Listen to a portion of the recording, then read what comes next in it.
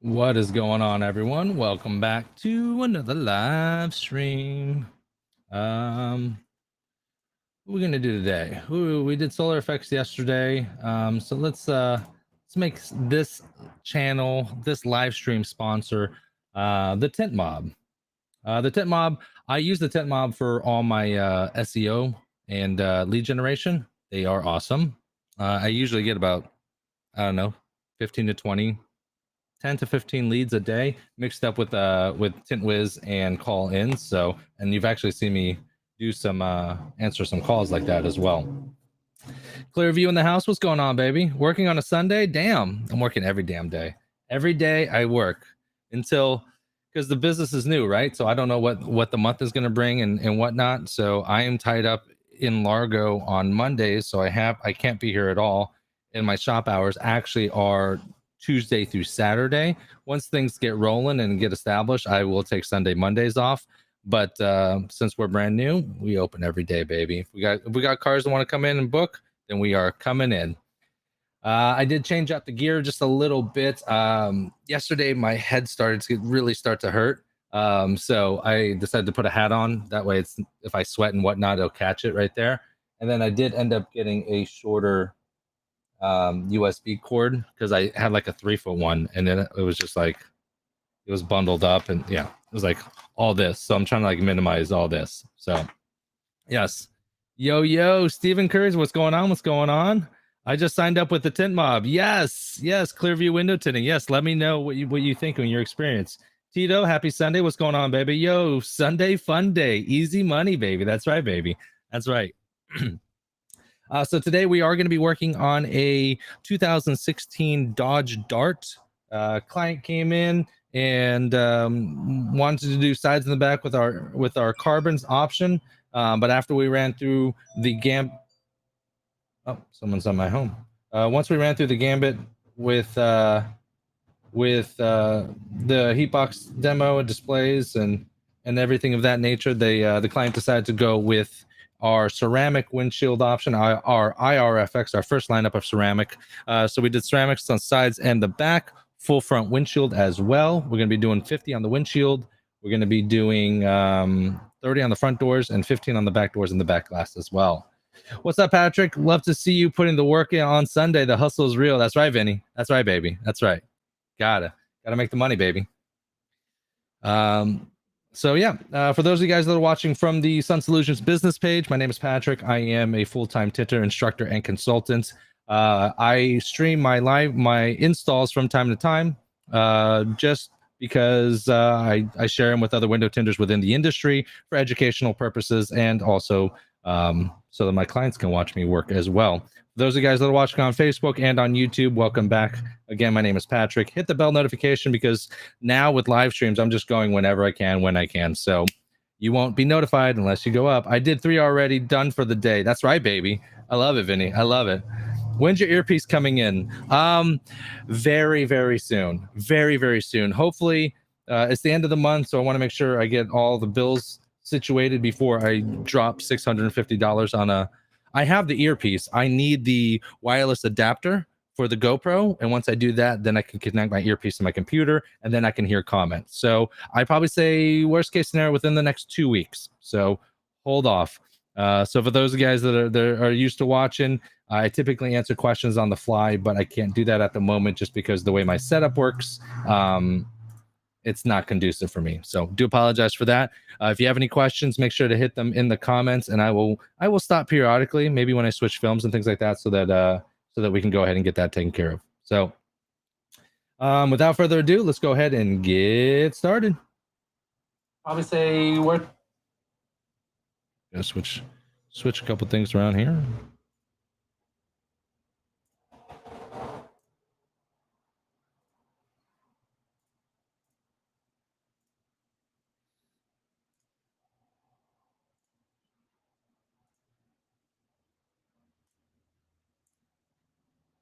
And go ahead and get that taken care of. So without further ado, let's go ahead and get started. Probably say we're gonna switch a couple things around here.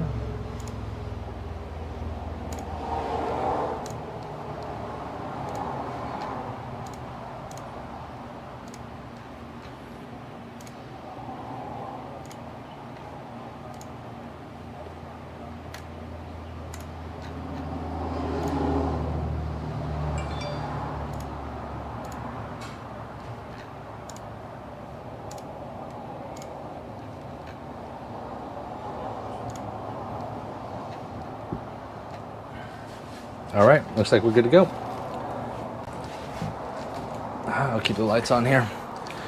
All right, got it rolled in here. I'll tell you what, my neighbors are, my neighbor next door, they're into AC and such. I got these AC units just to try to cool it off. 800 square feet around here. There's a 450 each, so there's a 900 square feet. Basically not doing anything because of the rafters. I could try to put drywall up and insulate it. That would help a little bit, but my neighbor said I can get 6 of these and it won't do much damage. So just trying to keep it as cool as I can here. I will have the windows open for now, but during installations, then I will go ahead and shut them, just because we want to minimize any contamination. I'll go ahead and start with wiping her down.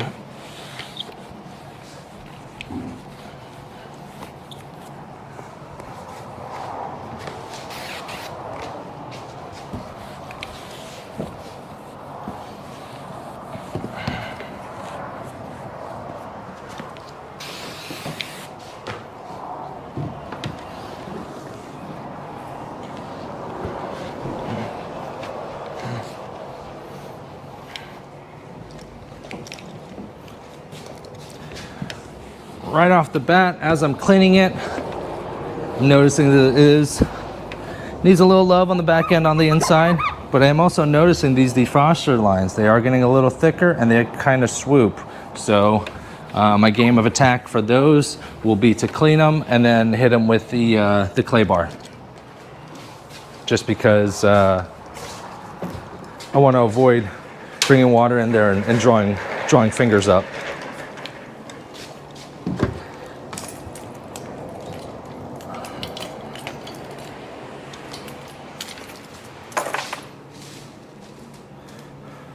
I noticed too, I was getting hot, and I'm like, why am I getting hot? Yesterday I was streaming, and I'm like, why am I getting so dang hot?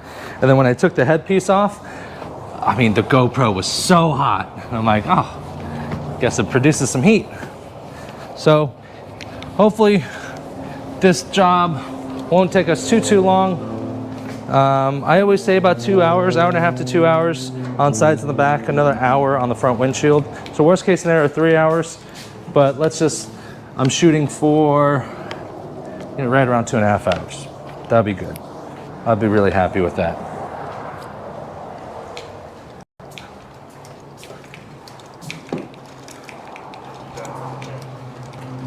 There's my neighbor right there. Comparing your shops. Oh, you paint on here? Or did I painted out here, yeah. Did you? I painted out here. I just hired a guy to paint the shop. Huh? I just hired a guy to paint the shop. Oh, I brought my father-in-law, my mother-in-law, my 3 cousins, my old lady, my brother-in-law. There was like 7 of them. And then they were all pissed because I'm walking around talking to people. I didn't paint a single thing. And then later on at dinner, they're like, wait a minute, how the hell did he bring us all to paint and Patrick didn't paint a single thing? Man, can I bring him over here? Right? I was just wondering. Yeah, no, it looks good though. Yeah. So I'm glad I made a decision to paint it. Yeah. It just brightens it up a little bit. Yeah, right.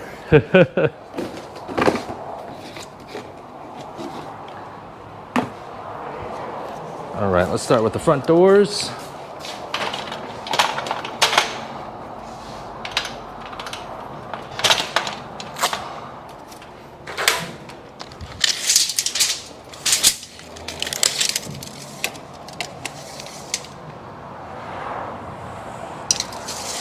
Let's call it 43.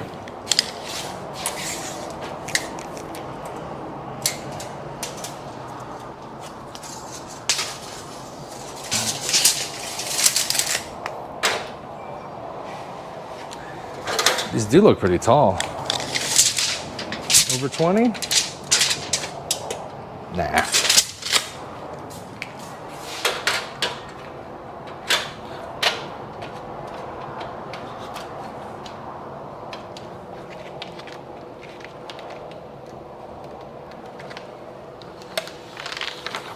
It's my second car of the day. First car, I was just a little earlier, so I didn't stream it. Oh my God, already. This headset feels 1,000 times better than I'm wearing a hat.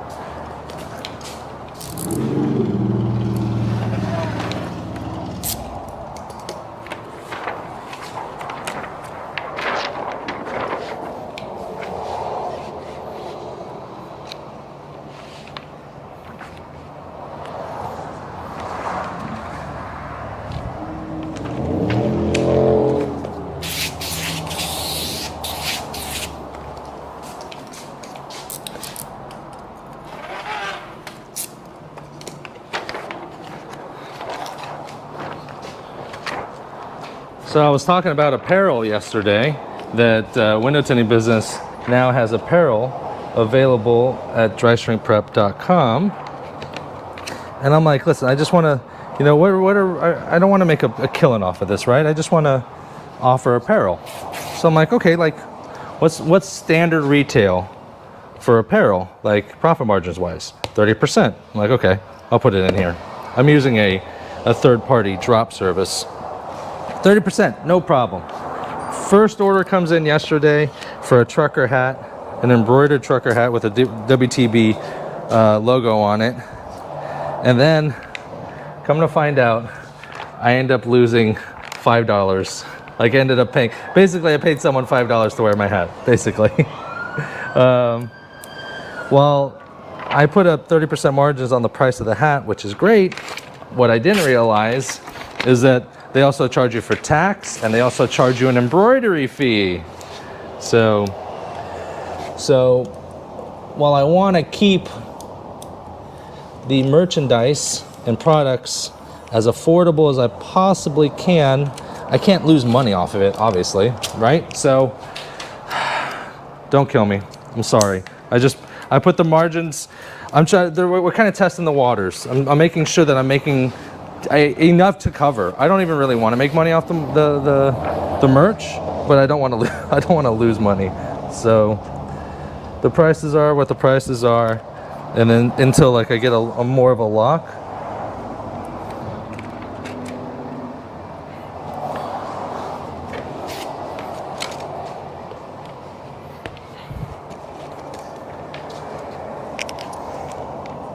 More of a lock in regards to understanding like the price structure and how things work. Yeah, because I'm like, I processed the payment and I'm like, and I looked over, I'm like, wait a minute. And then they're like, net profit, negative $4 and change. I'm like, oh, that's the wrong direction. Oops.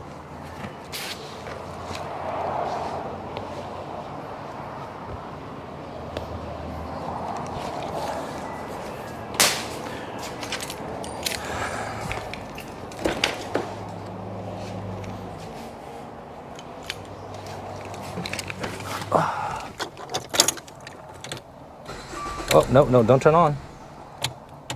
Just need that. Just need that.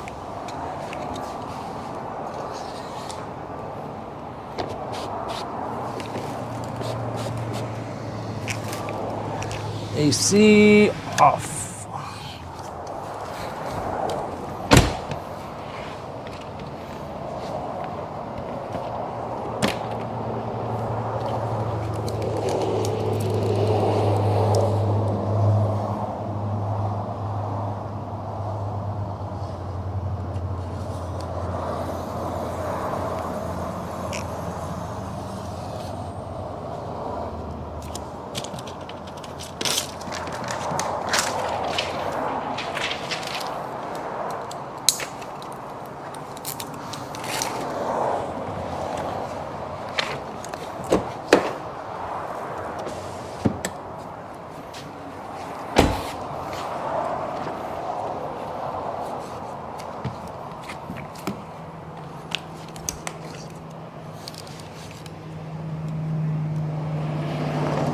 Opa.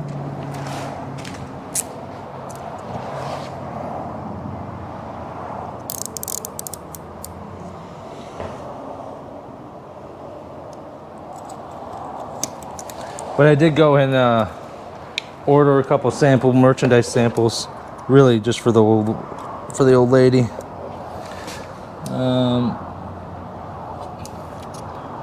Got her a pair of the leggings, a pair of the sweats, and one of the tank tops. Really been focused on ladies apparel. There's nothing out there for window tint ladies. And gentlemen, a designer I am not. I designed a dress and I sent it to my old lady and she's like, that is hideous. You'll never see me wear that. I'm like, I ordered two for you in Tinter battles.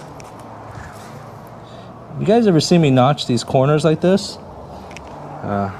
It's just ever so slightly, but it just makes it a straight line instead of coming to a point, because that point will eventually, like, it's more susceptible to peel. But if you cut it right here, there is no point, and then it prevents it from like peeling up essentially. That's the idea. Got that one from Mr. Jody Knight.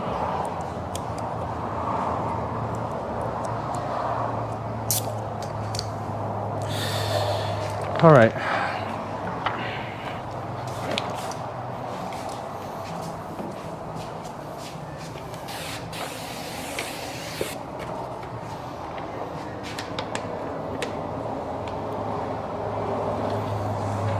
Oh, my Lana. I almost just ruined those pieces. All right, let's check and see if this is a top loader, bottom loader.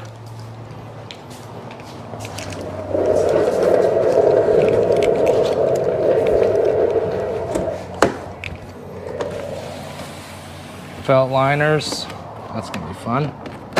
Uh-oh. That's pretty easy. Woo, baby. Let's do it. All right, so that was pretty easy. Just up and over. Up and over. I am gonna have to give this car a little bit of a cleaning. It's pretty dusty inside, so just want to avoid any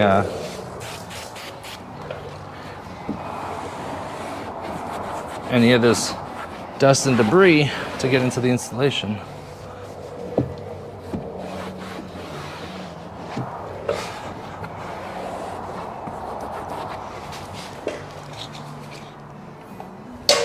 Here's the only thing about this red tape that I don't really...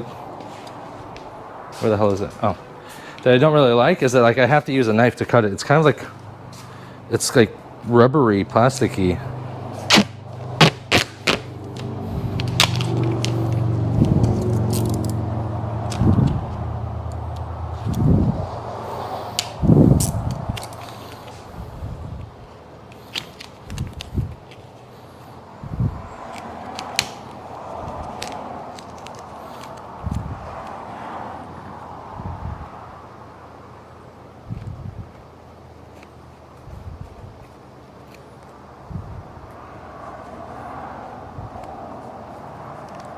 Get in there.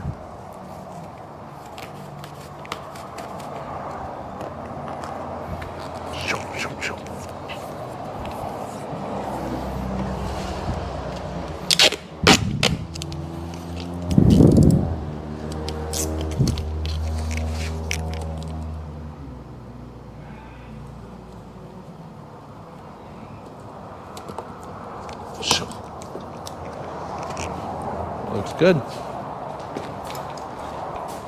2016, definitely gonna get the razor blade. This glass, put it right there. Up and over. Opa.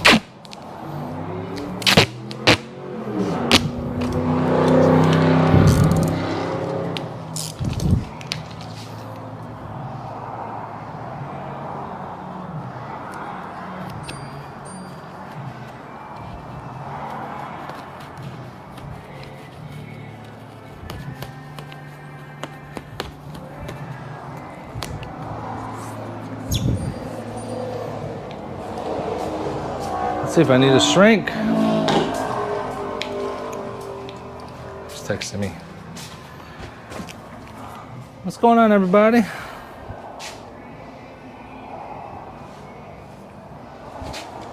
See some quick questions here.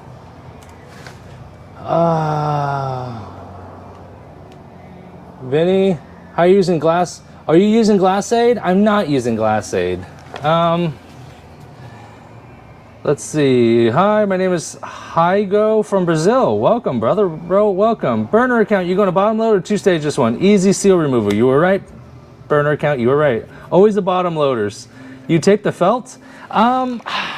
Listen, the reason why I've been taping felts, like I'm trying to like elevate my installations, right?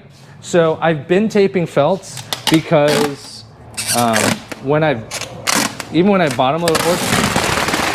bottom load or top load, I noticed that I was still getting some contamination. Uh-oh, is that gonna save it?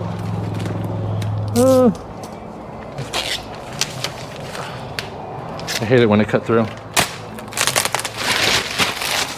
So I was noticing some some contamination. So taping felts is a somewhat new thing you guys see me do. Just because, like I said, I just want it to be a solid installation. Oh, this door panel cover really goes well on this one. That stinger yesterday, it just did not want to go.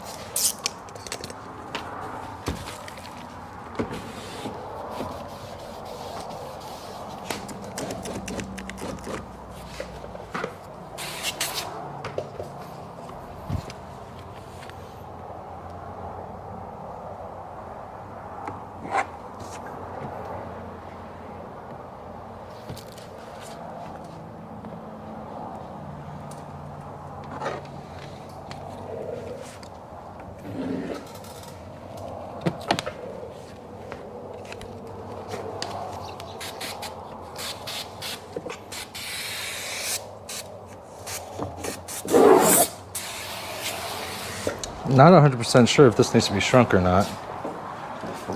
Fixing to find out.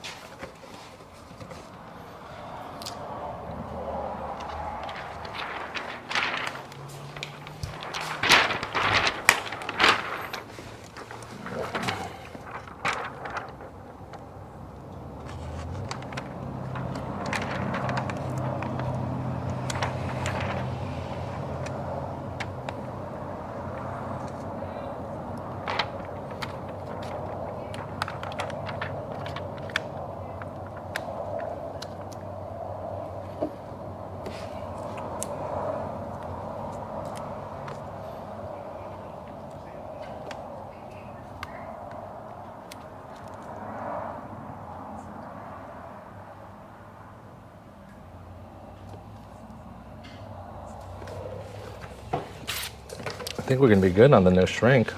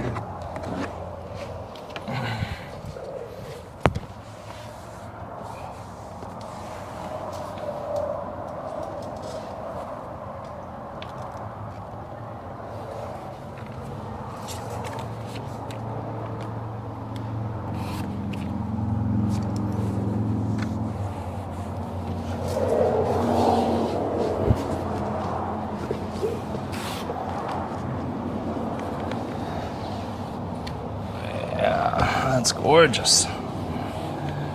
Past the line. No fuzzies. Now most of the time, especially with the bottom load, I'm pretty good at the no fuzzies part, but it does get you from time to time, and it's like I'm just trying to take more steps. I'm okay with going a little longer. Oh, so what we got here? Daniel Reyna, $10 super chat. Definitely appreciate it, baby. Definitely. Why no glass aid?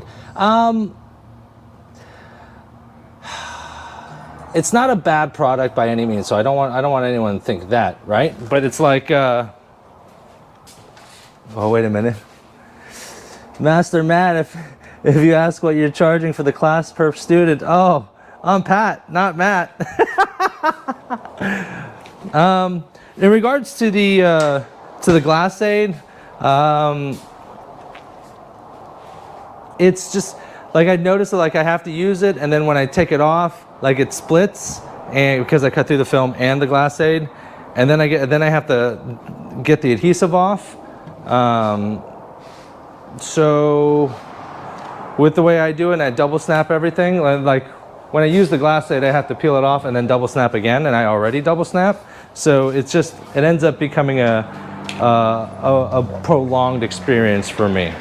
And I'm very much into doing the least amount of things as possible. Plus, I don't have issues with scoring. Like, I do a ton of cars. You know, when I was at the shop over the other shop, I was doing 4 to 5 cars a day. You know, you're averaging 1,000 to 1,500 cars a day. And I've not once has someone come to me and like, you scored my glass. Like, so while it's a great thing, it's not a concern, right? If I started getting a wave of people that are like, hey, by the way, my glass is scored, then at that point I would have to figure out something. But it's just not an issue for me. So if it ain't broke, don't fix it. But there is good things about glass aid, right? You don't have to, it makes it easier when you're hand cutting, because like you don't really need a knife, a light.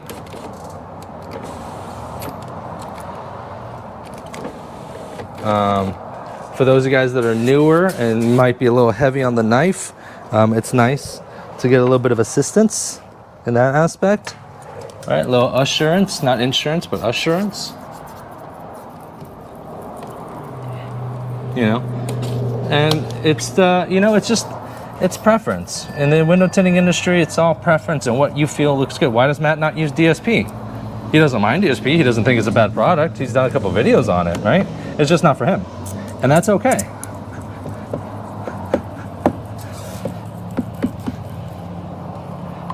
It's all about finding what works best for you.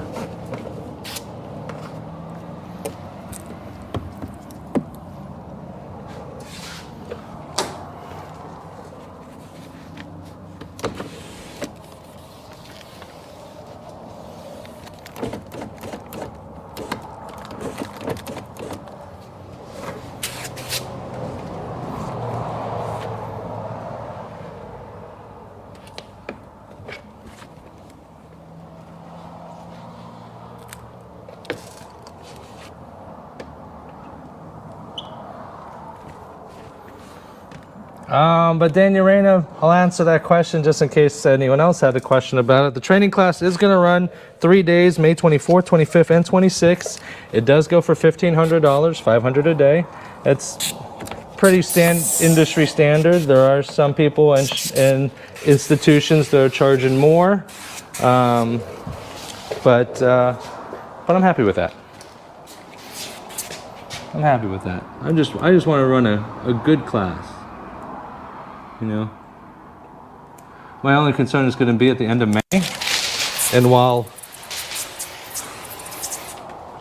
we're doing stuff to reduce the heat, I don't want people to be uncomfortable. So we'll probably do stuff like this where we keep the door open while we're talking. I do have the AC units are staying, right? So I'll still use the AC units, and being able to cool down in front of them is always good. But it does start to get a little warm in here, and I can handle it. It's a beginner course, right? So they should learn that, because not every situation is going to be AC controlled or temperature controlled. You gotta one of the things about window tinting, you just gotta kind of roll with the situation. Sometimes it's optimal and sometimes it's not. You can roll that into a learning lesson.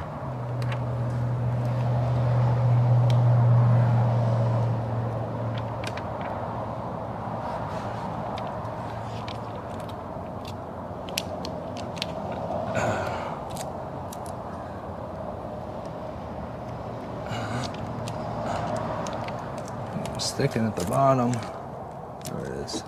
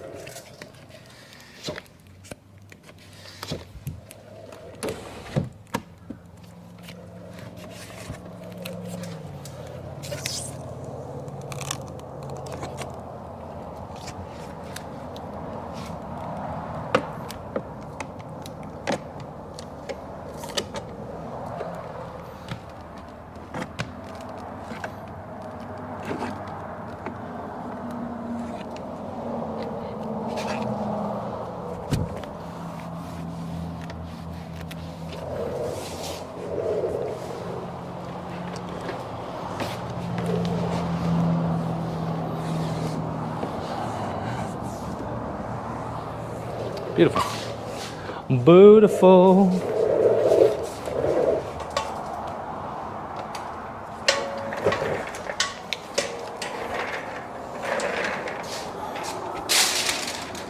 I feel like my water's getting low. Might have to refill midstream.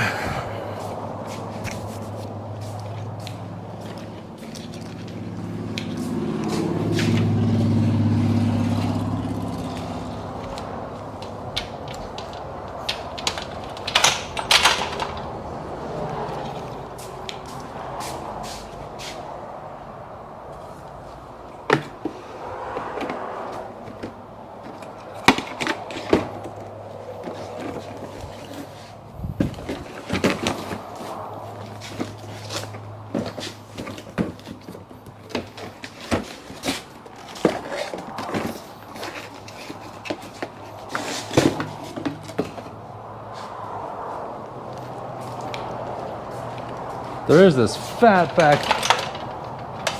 back window thing. I'm gonna have to see if I can remove that.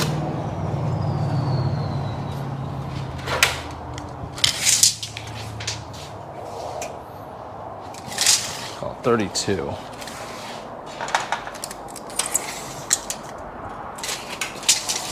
$32.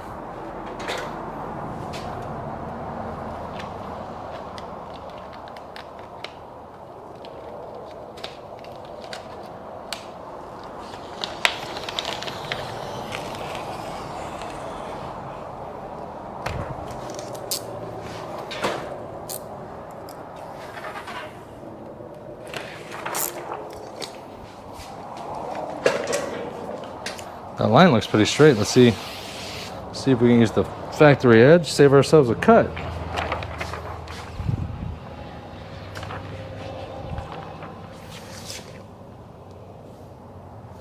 Looks straight to me.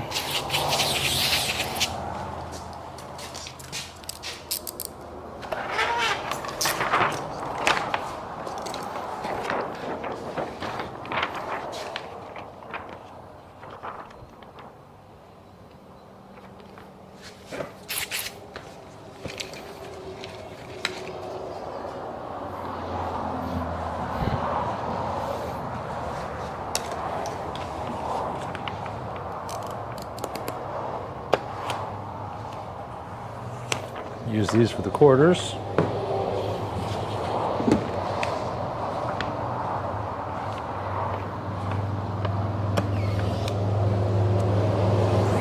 Trim off some of the excess.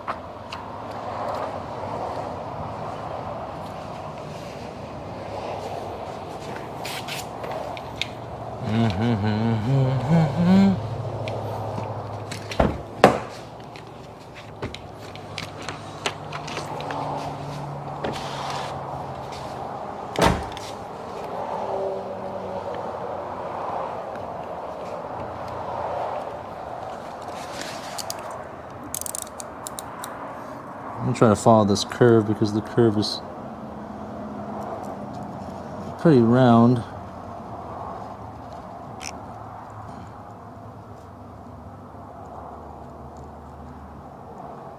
Come on.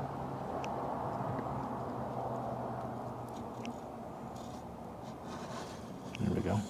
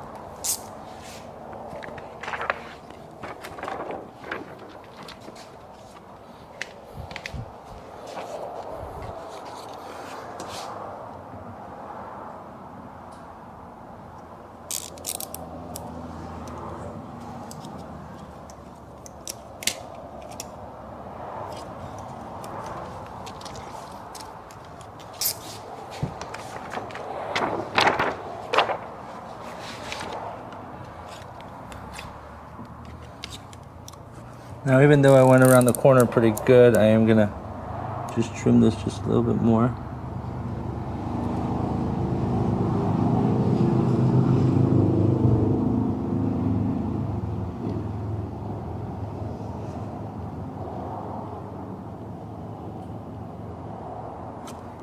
Just smooth it out a little bit more.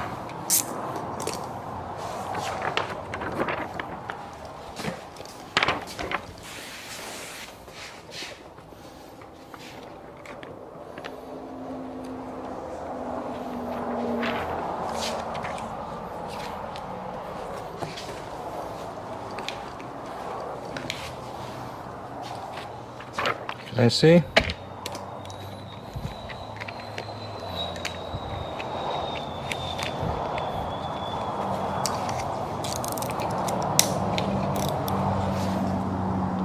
can't see. Where's my phone?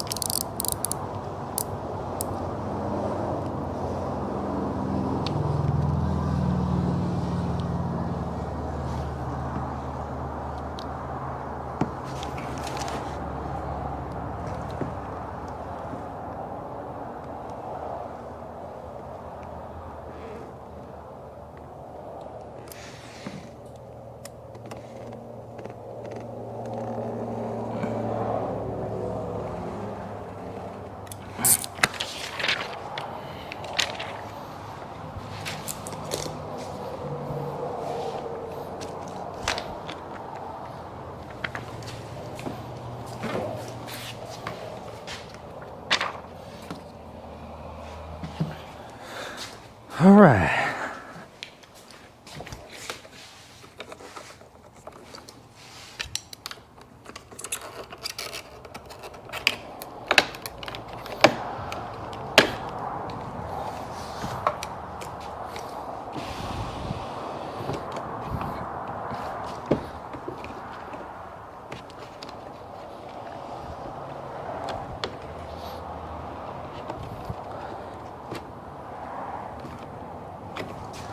Up and over. They're seated pretty deep, so I'm gonna assume that's gonna be a little bit of a pain to get back out, get back in. The front ones aren't too bad.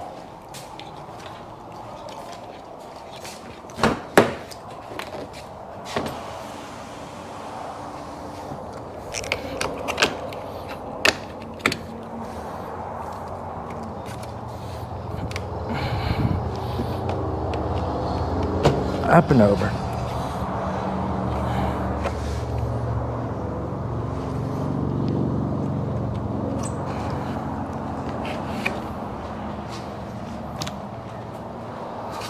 Done. Done. All right. See some questions. Master use dryer sheets and don't use, and you don't use his shit. It's true. It's okay. No way I could carry peeled film that far and not get extra contamination, even with my garage door closed. Burner account. Oh man, it's really not that far, but it is. I mean, if you want me to, I can air peel it, if that makes you feel better. Hey Patrick, did you watch Matt's stream where he gave the same nice answer about you? Also, why he doesn't use DSP. There you go. There you go.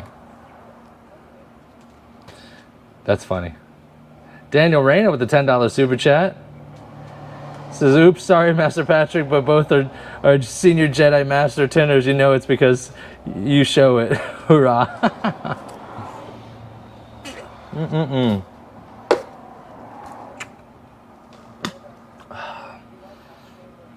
I should eat something. I didn't eat anything. All right. Back at it. Back at it, boys.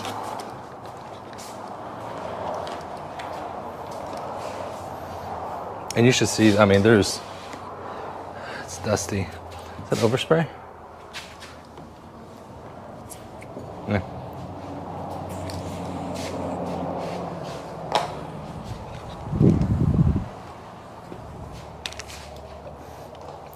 Where's the tape? There it is.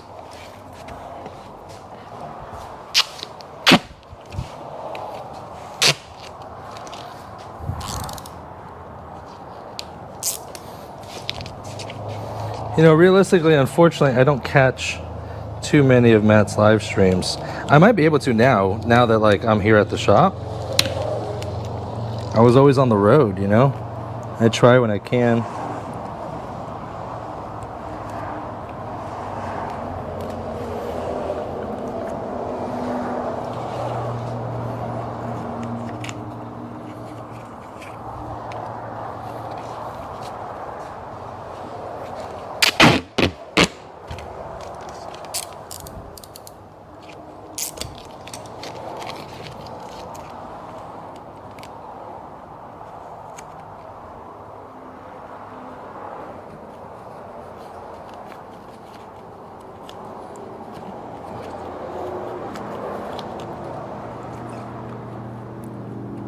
Well, the plus side, this tape is super sticky.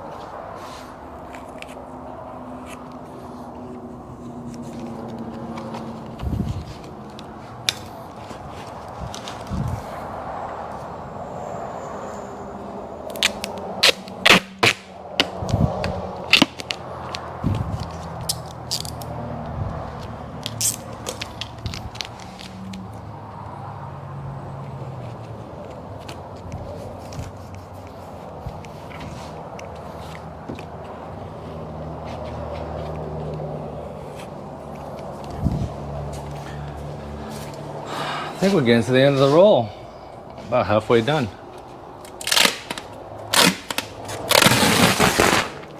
I figured, I did the math. I think it's like, if I cover 4 doors on each car, 3 feet per car, I can get 16 cars out of a roll of carpet shield. So I mean, I like it.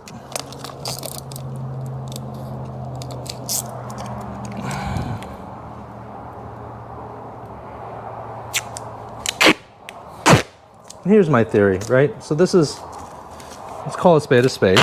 This is an older car, right? Doesn't look like it's been detailed in quite some time, right? So some of you might be asking, why take the time? Why cover these? You know, it's like, I don't want to give less effort. I don't want to give less effort on a car that might be a little older, right? Take the Kia Stinger we did yesterday, right? Beautiful car, 2022 Kia Stinger.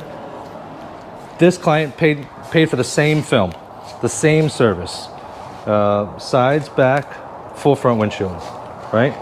So I guess in my head, it's like some people, some installers might see this and be like, well, why are you taking the time to tape it? It's a little older. It's dusty, and I feel like I should be providing the same quality service no matter what, right? Because, you know, at the end of the day, their money's still green, you know what I mean? So I just feel like I do them a disservice. If I'm gonna do, if I feel like I should do that for a brand new vehicle that's getting ceramic tint, then I should do it for an older vehicle that's getting ceramic tint. Some of y'all might not agree with me, and that's okay. That is okay.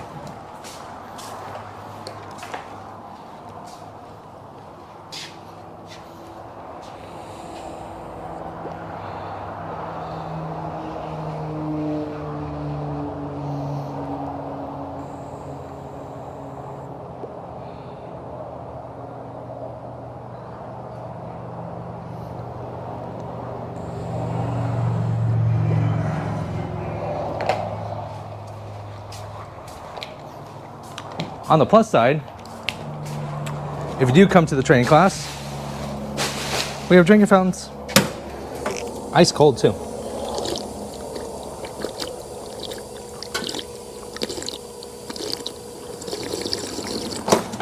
Ah, nice. Excuse me. Excuse. And I'm not in a rush, right? If I can do 2 cars of these a day, I'm totally happy. I don't need to do 19 cars a day. I'm all good on that. I'll do 19 cars a day when I have a 4-man crew, right? And I can basically at that point just overwatch quality control. You know what would be really fun is to get a crew and then configure all of them with the same setup I have on my head. And then that way when they're doing cars, I'll just produce the show where we'll go from camera 1 to camera 2, installer 1, installer 2, and just make it like a really robust show. That'd be really cool. Let's do that. That sounds a lot cooler.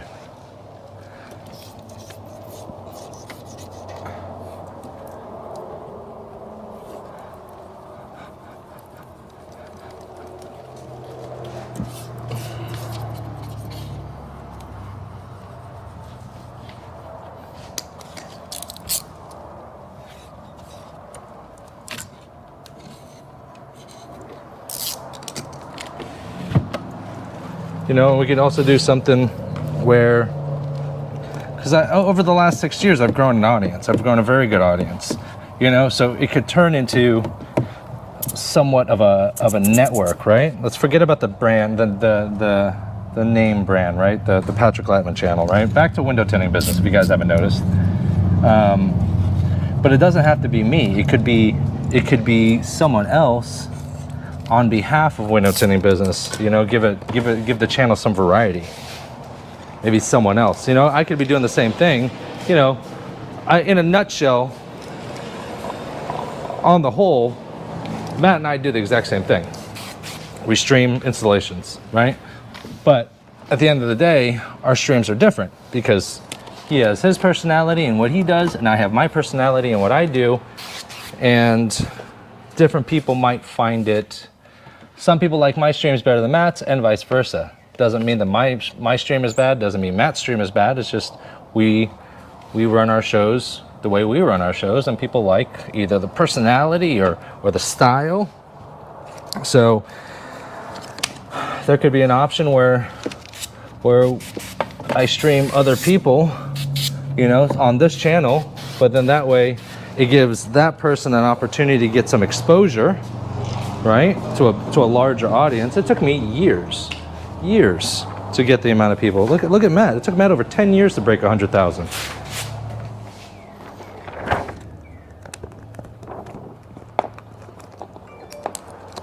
I don't know who it was, burner account or someone who said that they didn't want me walking too far. Is this better? Is 2 feet better?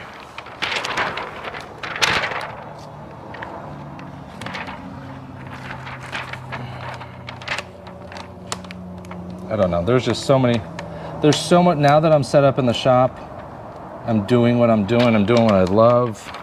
Tinting cars, streaming, providing content. There's so much opportunity to do so many fun things that could be impactful to the industry.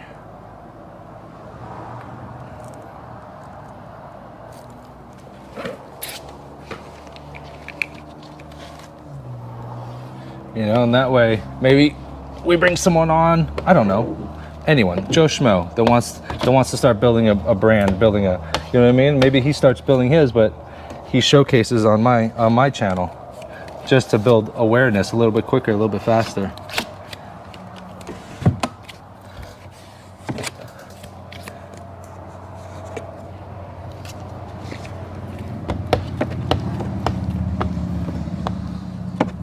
Because at the end of the day, it's not about me. It's about providing information and guidance and structure. Ooh, that looks good.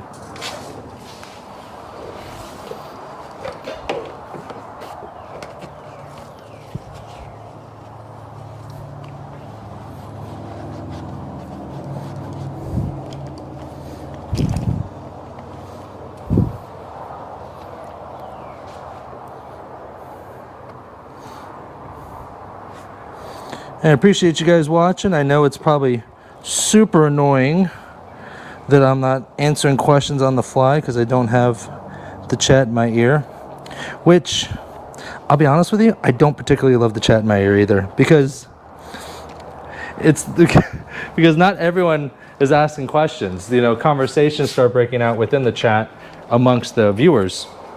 So I'm trying to talk and I'm trying to do my thing. I'm trying to listen to the chat for people that have questions, and I'm like, and I have to sift through all that plus people talking, like within their own conversations. So it's kind of like it's overwhelming sometimes. Oh, we're covering. We cover. Oh, we covered. We cover, baby.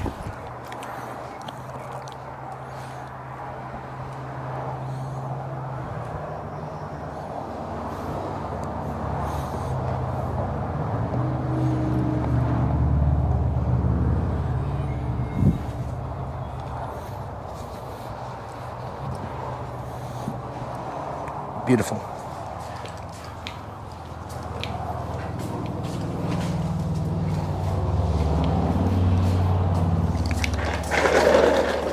Oh man, I really think my tank is going out.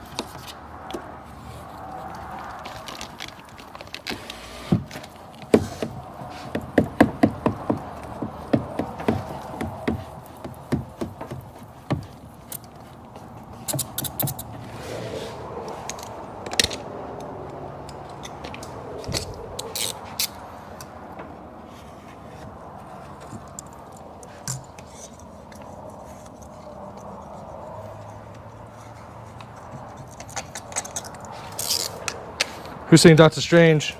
I don't know why I'm asking questions. I can't hear you all. I'm gonna go see Doctor Strange on Saturday, the 7th. It's gonna be fun. I'm a huge Marvel fan. Massive. Monumental. I don't know if I'm a bigger Harry Potter fan or a bigger Marvel fan. They're both pretty good. The thing is, the Marvel keeps going. Like Harry Potter's done. Except for, I mean, they do have the Fantastic Beasts series that just came out. I haven't gone out to see that one yet either. Is this distance okay? Can I move this far? How close do you want me to be?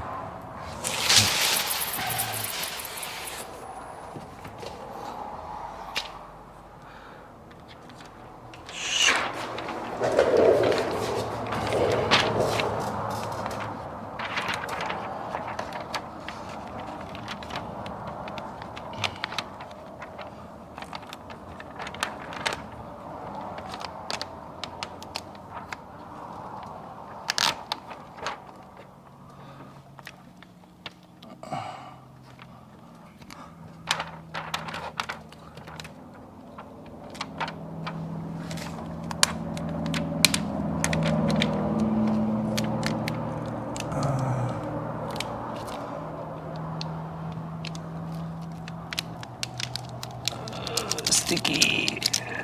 Move it. I like to move it. I like to move it. Woo. Sticky. Definitely putting more slip in my my tank this time around.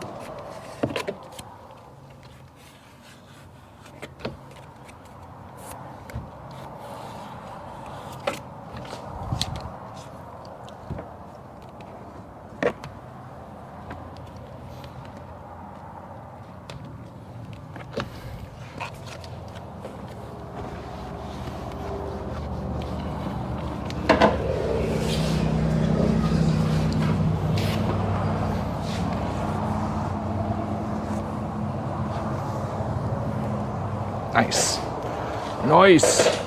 Let's go ahead and turn off the car. So we're gonna kill the battery. That's always fun.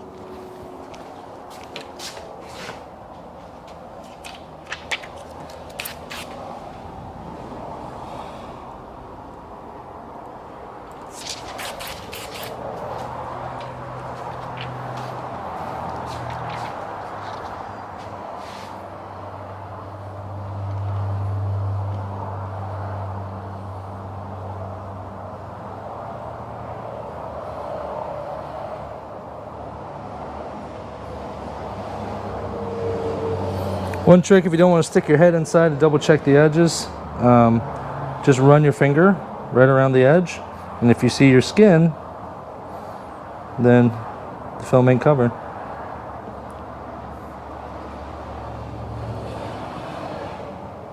Done. Done skis.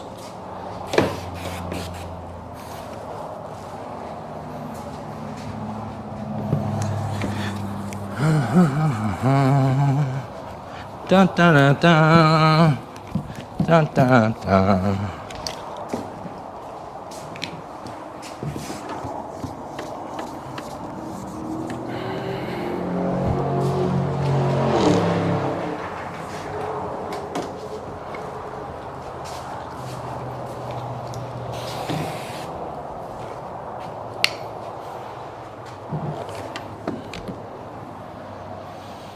These back windows got a whole lot easier. I remember when I started, one of the first cars I tinted at the house, because I was tinting out my garage, was a Dodge Dart, but it was definitely an older one. I think it was like an 05. This is a 16.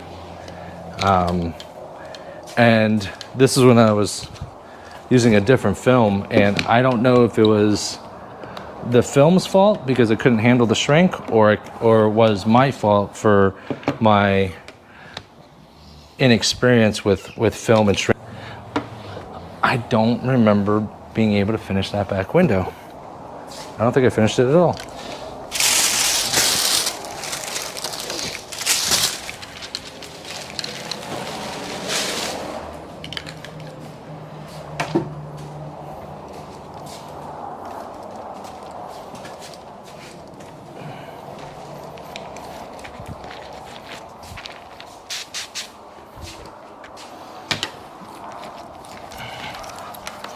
Don't forget, like I said, I noticed that the defroster lines do get a little bit thicker on the ends than the center, and they have kind of like this upward scoop, which means when I squeegee, that leaves a channel for water to go back down.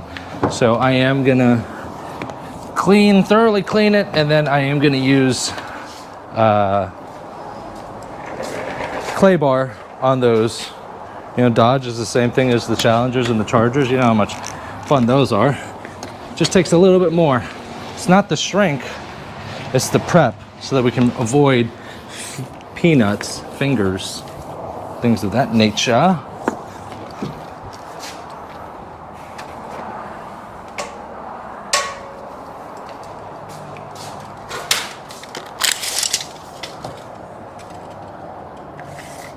$49.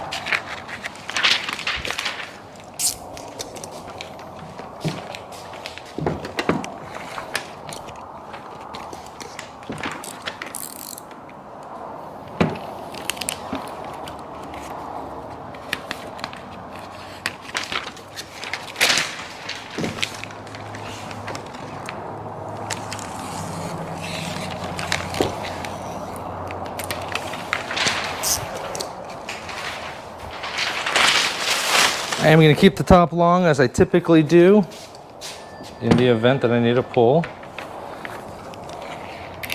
This back window is like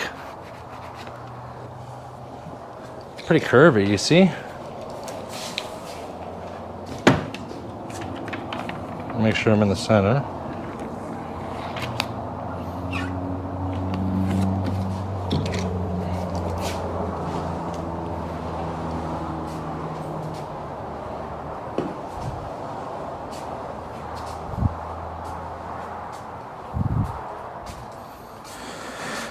Let's see if there's any questions. 10 of us in here. Yes. Let's see. Do you plan on having more classes after the May class? Yes, I do plan on doing that. Depending on how the class goes. I was talking to Matt a little bit, and Matt says that he ends up getting filling up his class like the last 2 to 3 weeks. So I'm offering the classes. Obviously, I want to be able to at least fulfill them. So I don't want to be training 2 people, but 4 to 6 to 8 is good. What's the tattoo on your arm? Lost something. Los Angeles. Yes, it's Los Angeles. That's the Dodgers Away logo.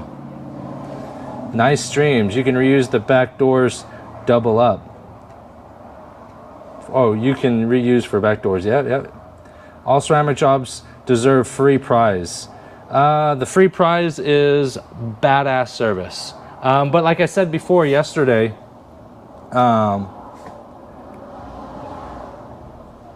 I believe that for services that are 500 and above, because I spray, right? I spray all over the vehicle, and some of the cars I don't want to wipe down. These aren't detail towels. These are just straight up towels from Walmart, right? Microfiber towels, but they work well for window tinting.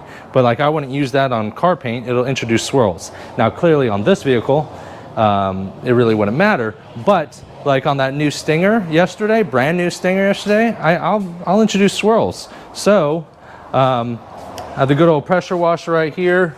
Got the hose, got the foam cannon. Before you guys chew me up, I understand that there's better foam cannons on Amazon and they're for much cheaper, but I'm incredibly impatient and I wanted one, and this was pretty good online. And some soap. So I'm dabbling with the idea of giving them a free rinse and wash, touch free. Hit it with the pressure washer to get all the big debris off, hit it with the foam cannon to get the suds going and the clean going, rinse it back off, and then hit it with the leaf blower to dry it all off. That way, not only do the windows look good, but the car looks a little bit more refreshed as well when the client comes and see it.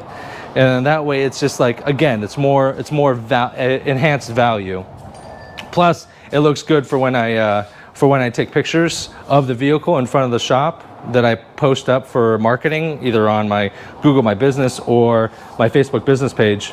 Not only does the cars look good, but the cars look clean and the windows look clean. It just all looks good. So, like I said, I'm not trying to do 19 cars a day, but I'll do 2 cars a day at 500 to 1,000 a car. That's where I'm looking at.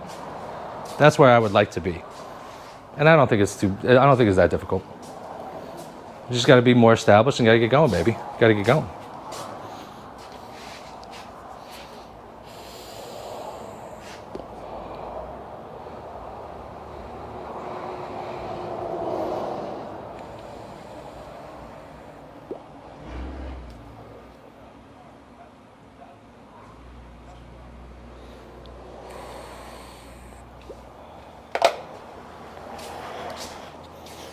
I just saw the time for the stream. We're at 1 hour and 19 minutes. We are kicking ass.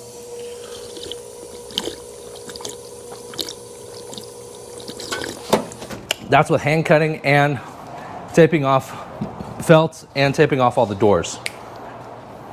That's what I'm talking about. I do need to get another heat gun. In my old garage, I tried to run 2 heat guns and I would blow the breaker every time because it was only 1 plug. So I can run 2 heat guns now. So I think I'm gonna get a second one and just double heat gun it for the shrink. So there's a lot of excess here. So you really want to make sure that you start shrinking the film from the very, very top. I can force this film at the very top to lay down right now. Why is it so low? But but I'm gonna dread it at the very end, because then I'm gonna force the film to do so much shrinking at the very end that I'll end up creasing the film. It's pretty much the same thing when we're tinting Model 3s. You know, you got to start shrinking from the beginning, from the very middle. If not, it'll definitely catch up with you at the end.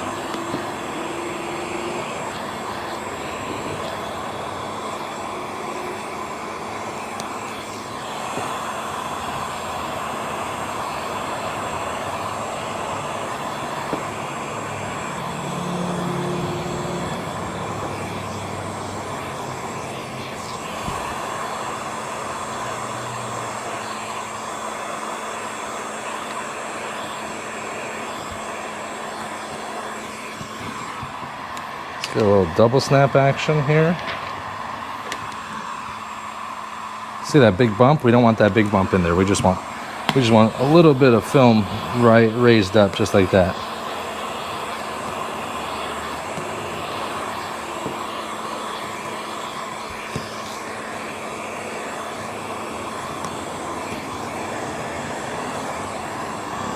There it is. If it ain't glass, it's ass, baby.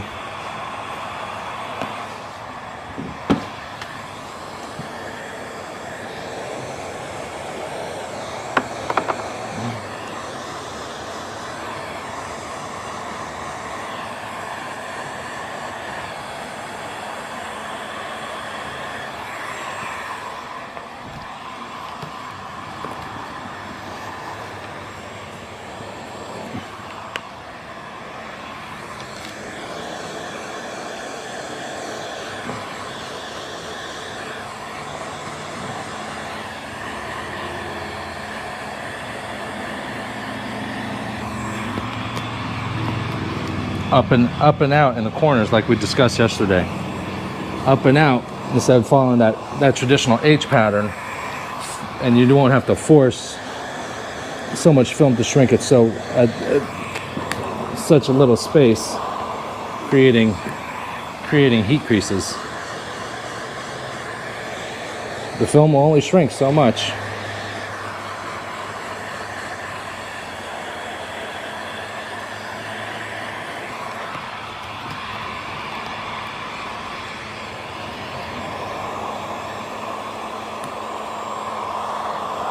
About as far as I can reach comfortably.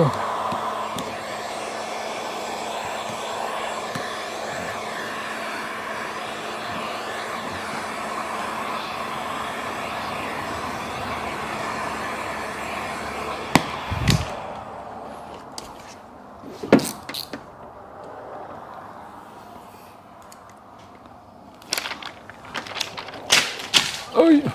Leave it. Good old double snappy.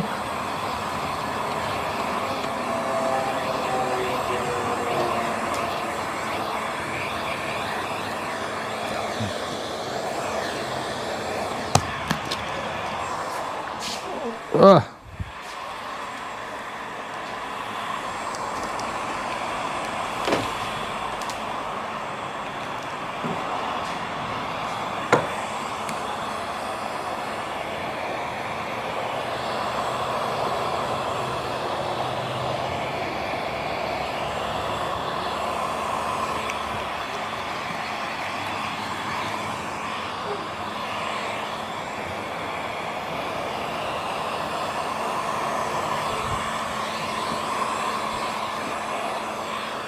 A little pocket in there, a little pocket shrink going.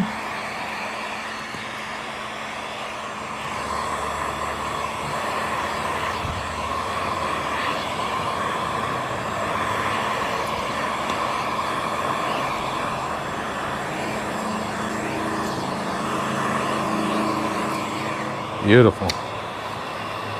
I'm telling you, shrinking is better than therapy. It'll send you to therapy when you first start, though. But once you get it down, woo! Woo-saw. Woo-saw, baby.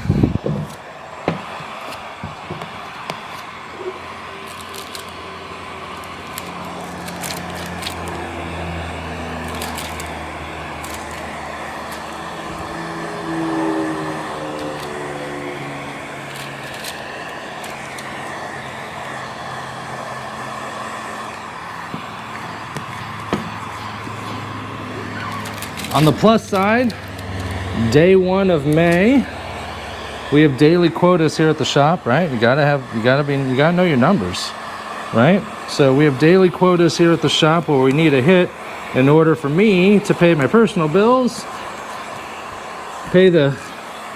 and sustain the business. You know, paying taxes and you know, putting back money for film, right? That's one thing a lot of people don't do. Is they start tinting, they're like, yeah, did a $1,000 job today, and then they forget, and then they're like, they start doing more $1,000 jobs, and they're like, hell yeah, I'm crushing it, and then they forget that they got to buy more film, and you're probably looking at $120 worth of film per job. And then all of a sudden, you don't have film.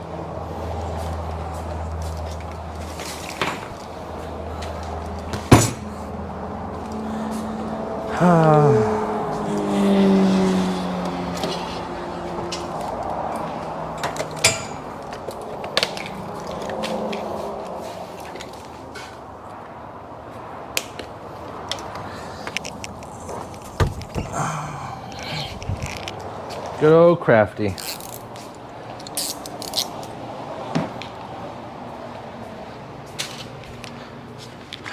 How we doing in the chat, y'all? How we doing? See someone talking. See Jaybird talking a lot. 15 people in the chat. What's going on? Welcome, guys. Welcome. Make sure to hit the bell notification so you're notified whenever I go live or upload new videos. Nice streams. Double up. All ceramic deserves. Oh, we talked about this. Oh, there hasn't been any more chat. That's cool. That's cool. That's cool. I think I need a soda pop. Oh man, I wish the shop felt like this. It's a crisp 72 degrees in here. Let's organize some of the. I had a client come in and he started bringing me in car mags, so that was cool. I did end up putting the Tint Wiz Tinter Battles 2022 frame canvas up there. I went ahead and put the Sun Solutions mock-up from Carrie, Iron Duck Designs. Shout out to Iron Duck Designs. And then I'm gonna put the Tint Wiz sign right there, and then I think I'm gonna put that lit up Solar Effects sign right below it, because there's a plug right there, and I can't put it dead nut center, and everything here is very symmetrical, so I can't put it center because that light's in the way. And too high, I'm going to worry about that cord coming down. But yeah, if you guys haven't seen the lobby, this is the lobby. This is what I did change, right? So now I'm telling people and I'm letting people know that, like, most shops in this area do a dyed, a carbon, and a ceramic, right? So I've been telling people that we don't do dyed. We start off right with the carbon FX, and then this is our ceramic. This is everyone else's top tier ceramic. And then we move over to the high performance ceramic, the FX Plus. Mwah, the Primo, right? 96% heat rejection. And I let people know that this film, I'm the only shop in the area that provides a film of this caliber. Everyone has a film like this. 64, 65, 72% heat rejection. No one touches me on this. So, and I let people know because I don't want people to get confused and thinking that I'm giving a dyed ceramic or a dyed carbon and ceramic because it looks like I'm overcharging. So I have to explain that to everyone that walks in. But these are my competition banners. These are, I mean, I never placed, right? But these are participation medals that you guys get for the tint off. So if you guys have never won the tint off and you're figuring out, hey, how do I squeeze out $10,000 out of it? That's how you do it, right? You let people know, right? I mean, if there's 100 people in there and you get 99th, right? You're still top 100 in the world. Play to the marketing, baby. Play to the marketing. I think I'm gonna do a do.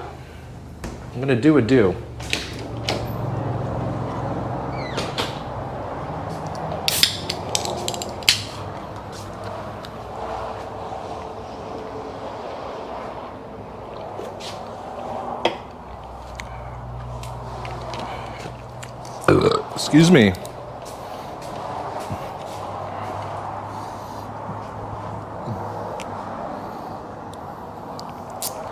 I can kind of see it, but it's a little hard. Let's see if I can see it better that way.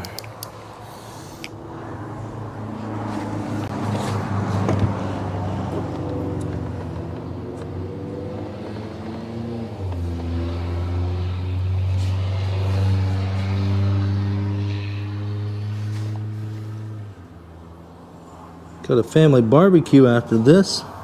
Gonna go eat some hot dogs, some hamburgers. It's gonna be yummy.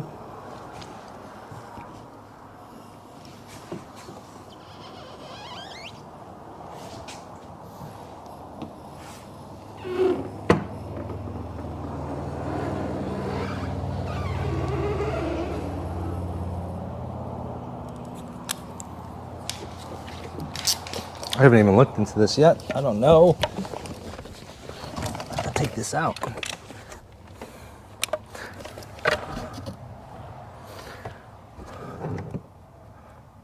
Can we just pull it straight down? Like the Dodgers? Yep. Yeah, we can. Just pull that puppy straight down just like that. Can I pop this out? Can I pop you out? What does it look like in there? Oh. Sorry. What does it look like in there? Oh, you just got pins. No screw. You pop right out. There it is.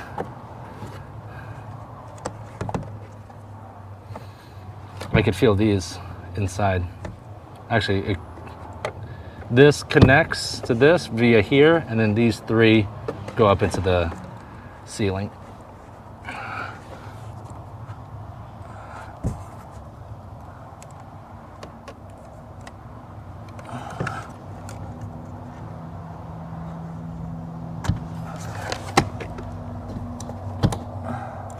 Tuck her back in there like that. You are good to go.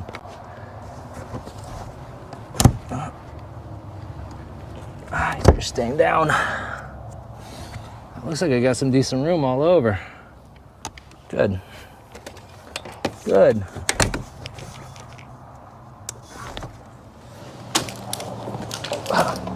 The reason why I felt for those is because sometimes in the Dodge series, those little flaps are held in by 10 mils. That happens in the Challengers and other vehicles, and they're kind of a pain in the butt to put back in because you're like in the blind.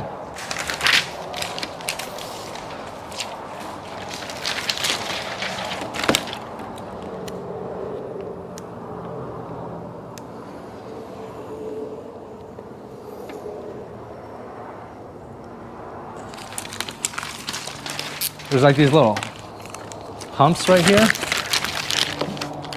There's nothing there. Sometimes there's like a little metal piece that sticks out, and it's kind of a pain in the butt because then you got to bump up right against it and then trim around it. That's never fun. Uh-oh. One question. Oh. How many rolls do you keep in reserve, like on hand? That's a very good question, Clearview Window Tinting. So I have a very archaic, now Tint Wiz does have an inventory management system, but like to be able to implement that, I think, in my personal opinion, I think that inventory management system is best suited for a flat glass company.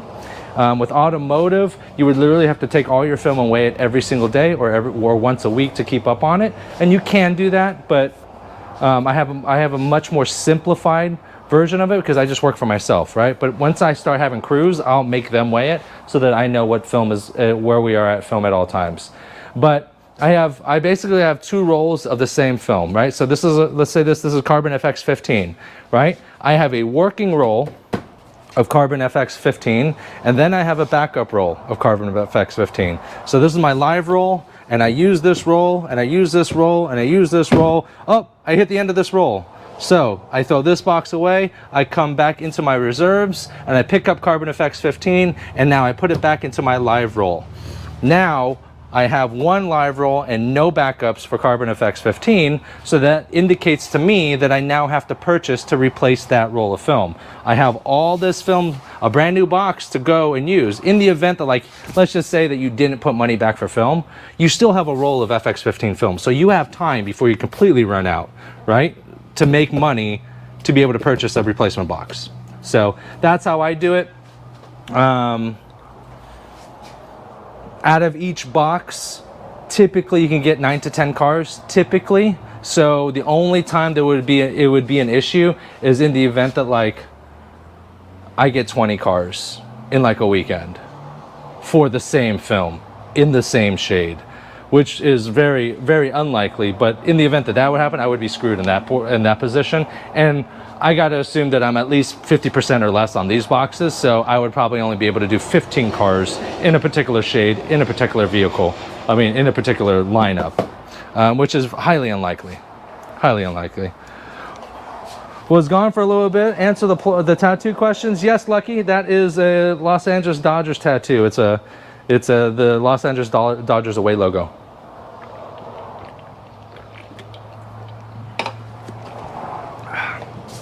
Like I said, that inventory system is archaic at best, but it works for me.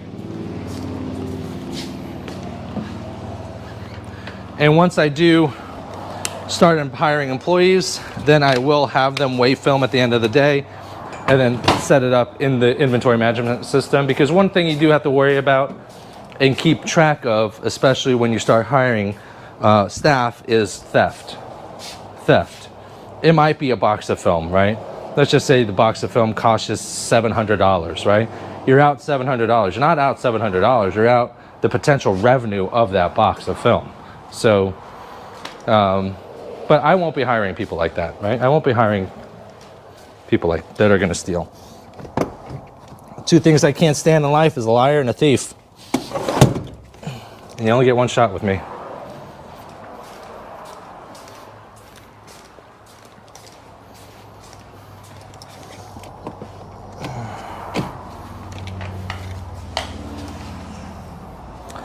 Let's do this. Let's go ahead and take all these off.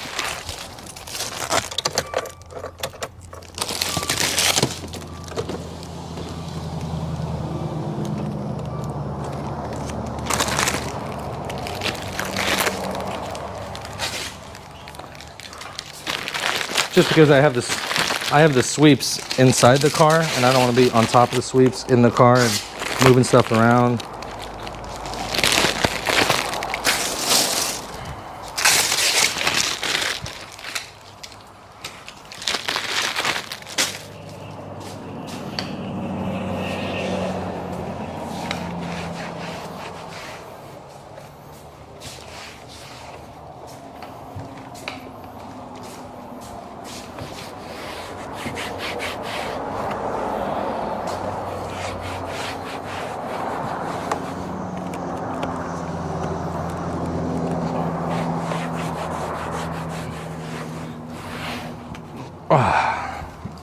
All right.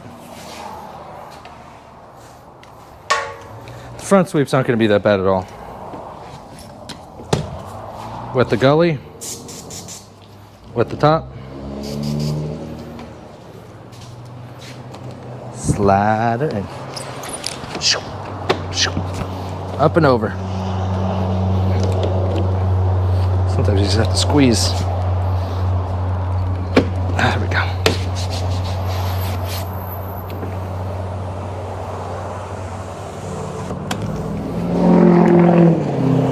Beautiful. The back doors. These ones I think are going to be a little tricky because they really come up and over. And you wet the gullies just so there's just a little bit of lubrication, but you don't want to wet it too much because then you can't grip the door panel. But you need to be able to grip the door panel to be able to go up and over.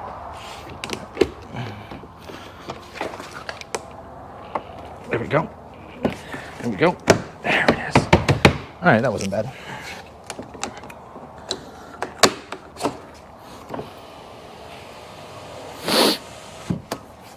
Who's loving this whole like not switching out batteries? Me, I am, and I'm definitely gonna be wearing a hat from now on because my head isn't freaking pounding.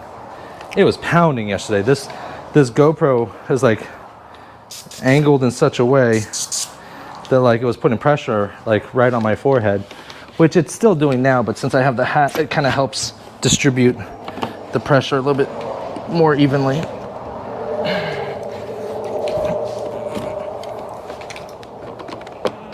See what I mean about up and over? Where's my towel? Got no grip on it.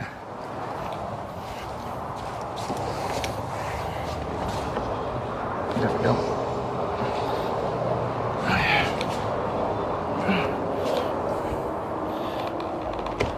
Up and over.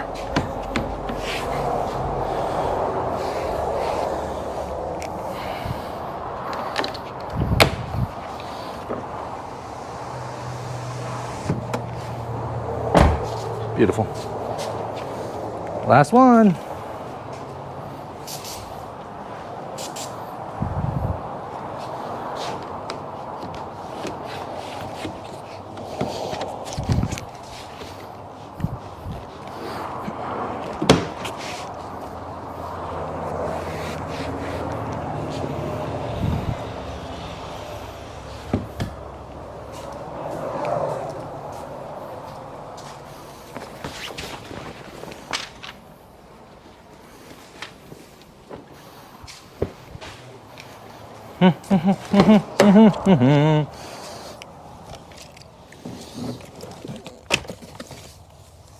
Just gonna move this stuff, sweet tea.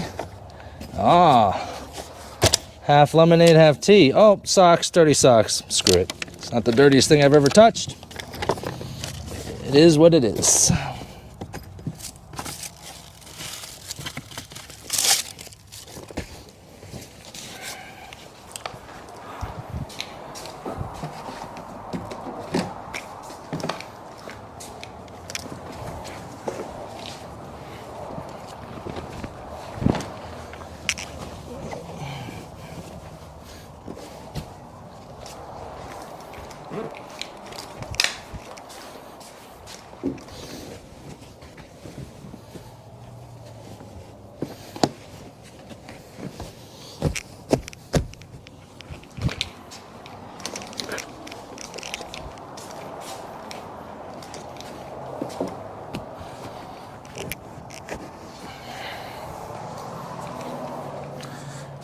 Auto bulldozer, scrub, pad.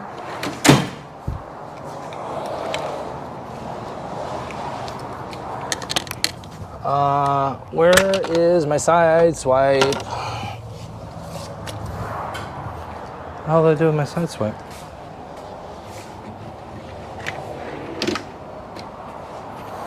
Oh, this drives me insane. I used these files the other day for filing, and I never put them back.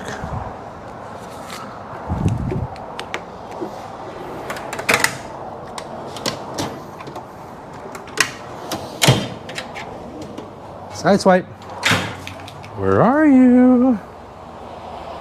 Where are you, side swipe? You put it in a different pocket? Nope. Y'all know where I put it?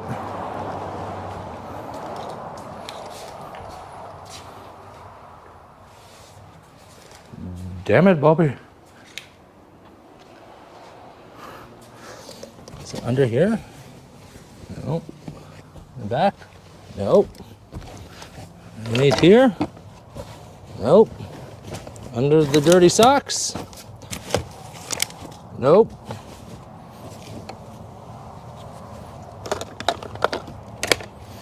Oh man, I don't even think I have another side swipe. I need to do some serious tool shopping.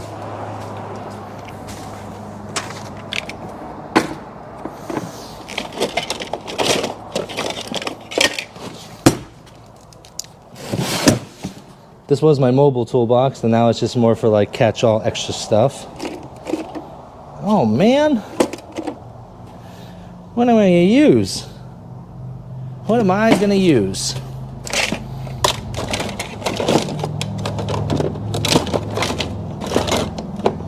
What do we got here?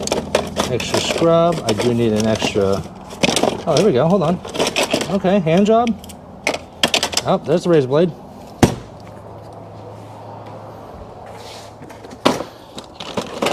Do I get a pink in here? Oh, got the pink, baby. I don't know where my side swipe is, but we're gonna go ahead and use the hand job in the pink.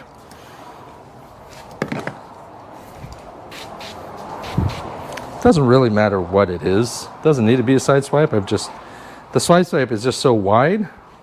It gets so much coverage.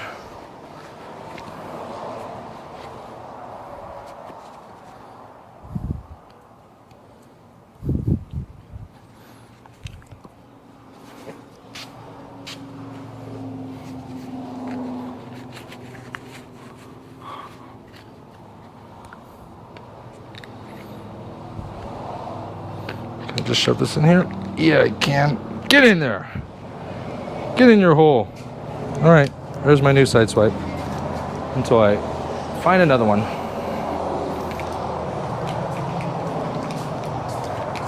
Couple towels.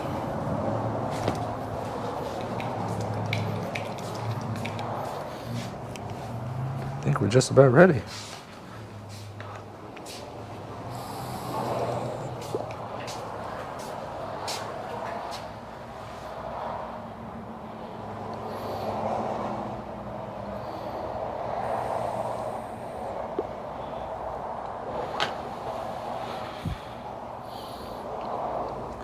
Sheldon Graham asked, does anyone know how many cars you can do with one DSP? So the dry shrink prep starter set comes with 2 ounces of product and the applicator. Runs for $18. Normally it's $6 and $15. Normally full retail is $21. So you get a little bit of a break with the starter set. Originally, it was projected to do 2 months, and we were marketing it for 1 month use.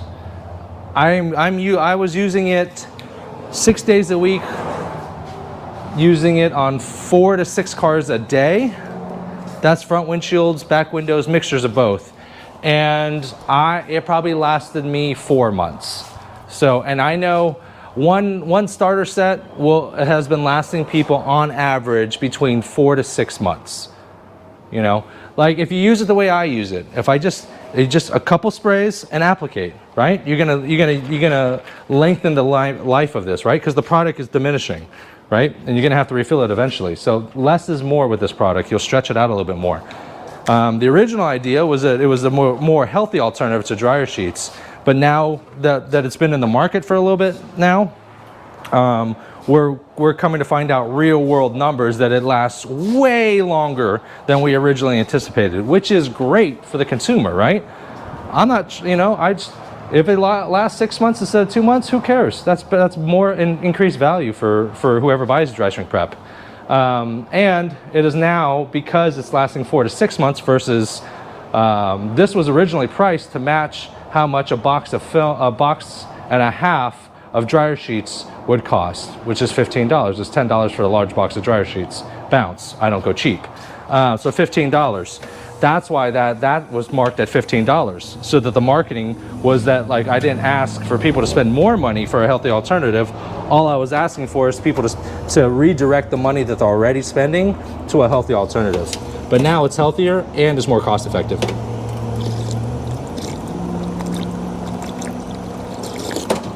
I would say this is equivalent to minimum a half dozen boxes of dryer sheets, minimum. I hope that answered your question.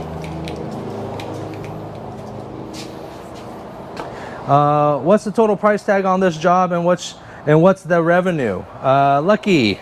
Total price tag on this job: ceramic window tint, sides and back, $349. Full front windshield, $169. Total pre-tax is $518. After tax, $554 and change. I don't remember. Lucky, at this time, I will We can go into the Q&A at the very end. At this time, I'm currently streaming to 3 platforms: my Facebook group for window tinters, my YouTube channel, and I'm also streaming to my personal business page. So it would be uncouth of me to divulge the revenue streams while I'm doing that with clients that could be potentially watching. So what I'll do is at the end, we'll do a quick Q&A, and I will cut off my Facebook business page stream, and then we can talk business amongst us tinters, amongst us professionals, and then I can divulge that information at that time. It looks so amazing. Oh, hey. Kalu. I want to make sure I'm saying that right. Side swipes in your pouch, top left, as we look at it. What? No, that's the equalizer. It's not here. I don't know what the hell I did with it.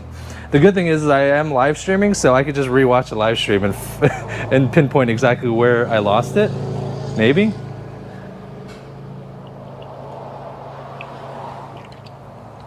Trying to get a little sugar in here.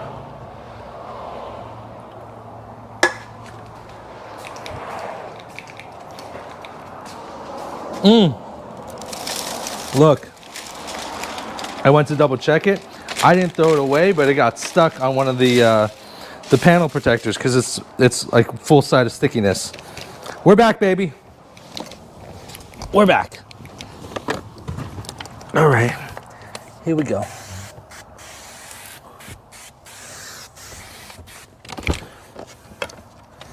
Scrub-a-dub, scrub-a-dub.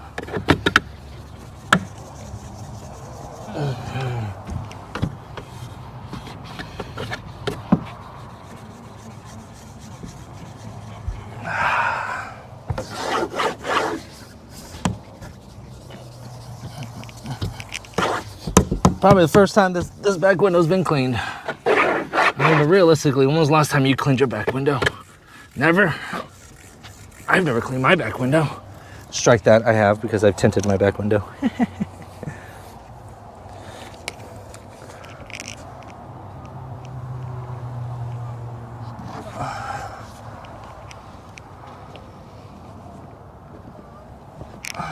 Down one side, coast to coast, baby.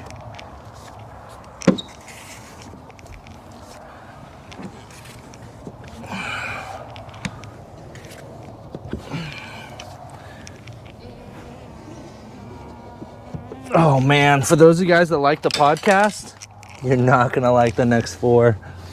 Man, I put the volume up, I batched them, right? Because we were at Tinter battles. So I batched like 4 or 5 interviews.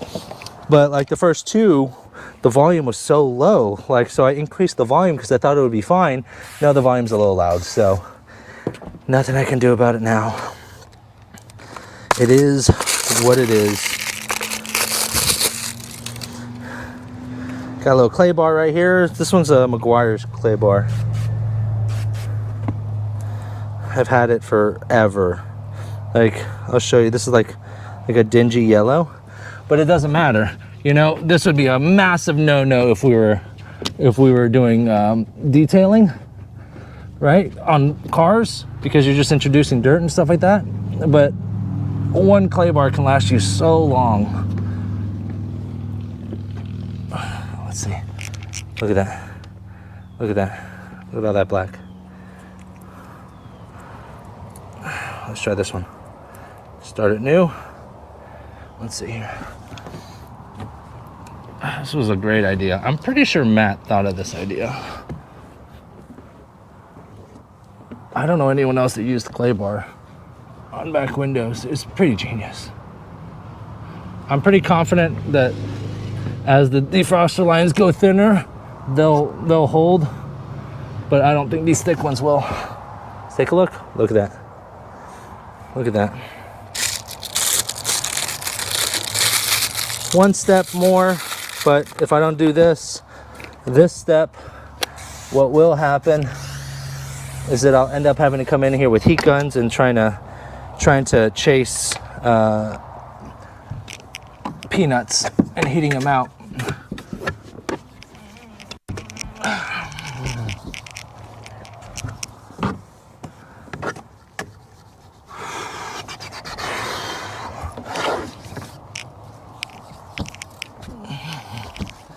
Remember I said we were kicking ass in time? We're actually not. We're not. We're at 1 hour and 52 minutes. I said 2 hours for the sides and the back, and we're right on par with that. So, probably another 45 minutes to an hour for the front windshield. And that's it. And that's it.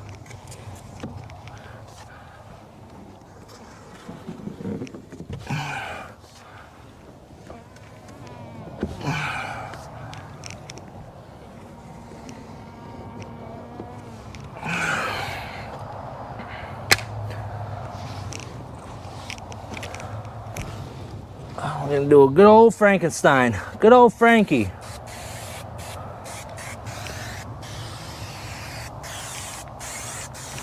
Good old Frankie.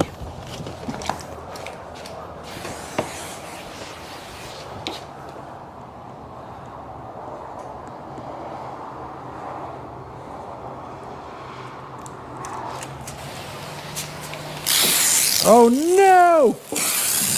Come on, baby, finish up. Oh, we're at the tail end. We're running out.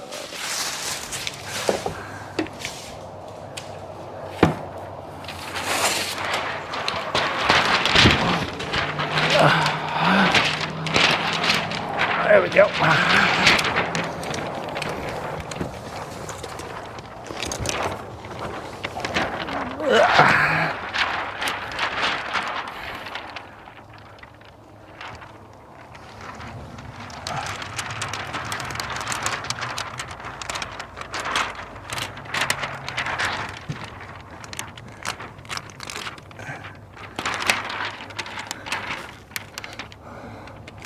Well, looks like you guys are gonna see me refill my tank.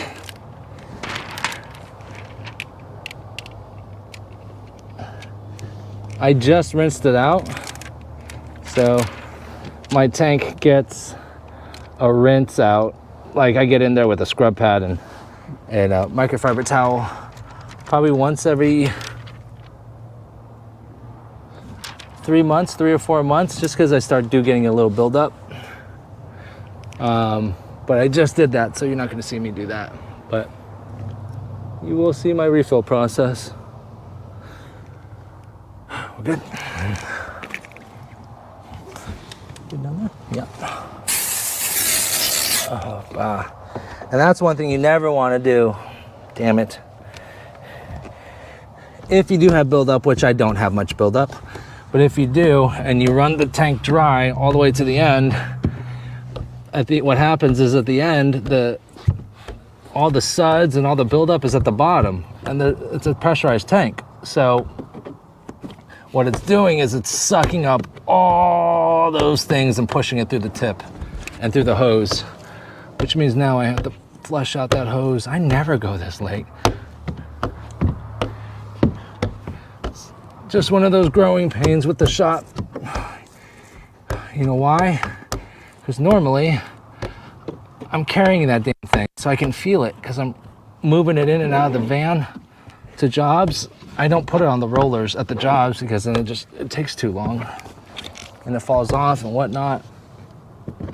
So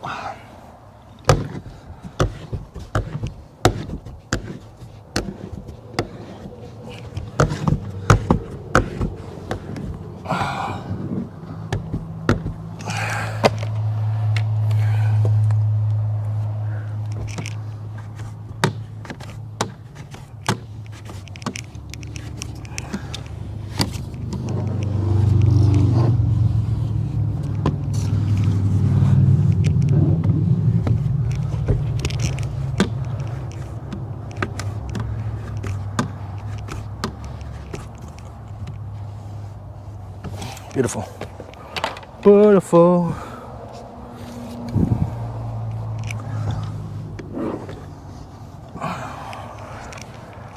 Treatment worked. No peanuts, I can tell already.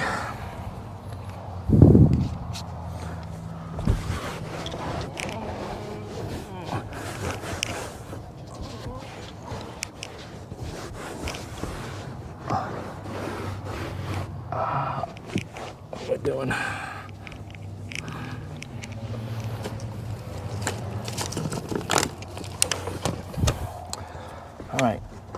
question is, can I do this blind?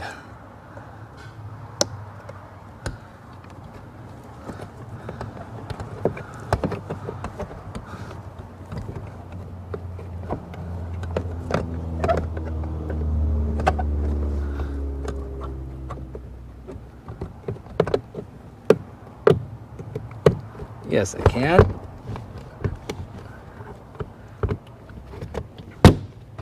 Yes, I can.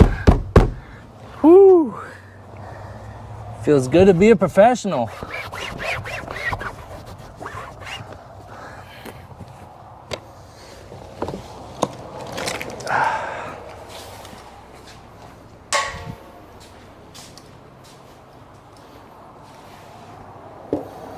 No peanuts, no trash, no problem. No problem. All right, let's go fill up my tank. I'm gonna have to flush this line out now.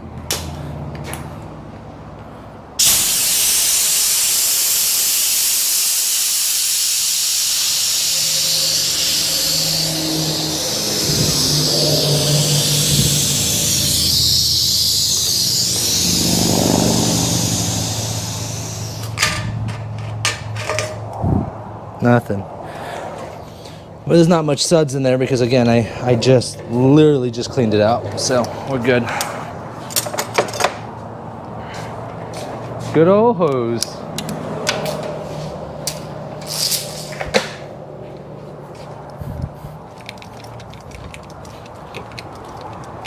I don't know if my internet will reach this far.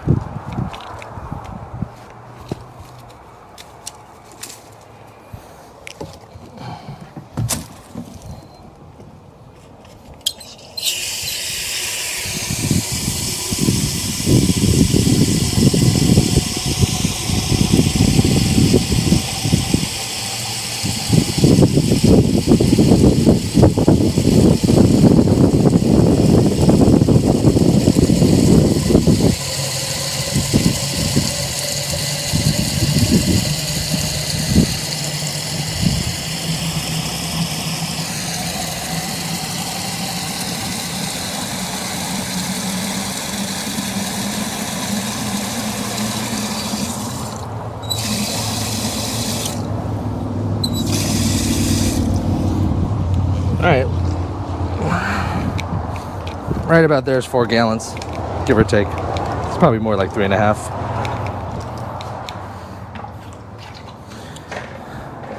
And then we take a big bottle and we give it 3 or 4 spoogies.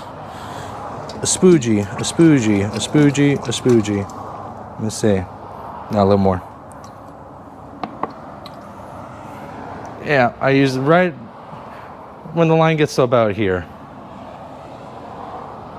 Maybe a little more. There you go. That's it.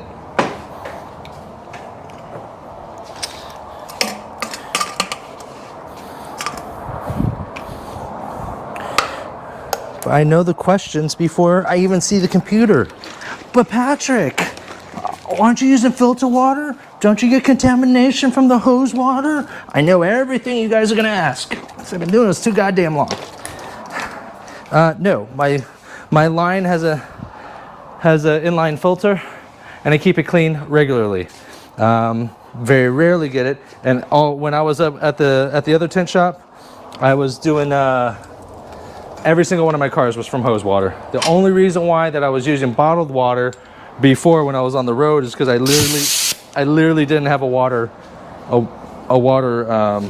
source. I didn't have a hose spigot at the apartment or anything. Nothing that was accessible to me.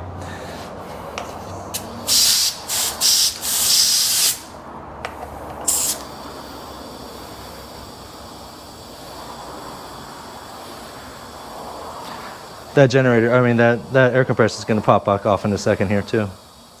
Fair warning. See?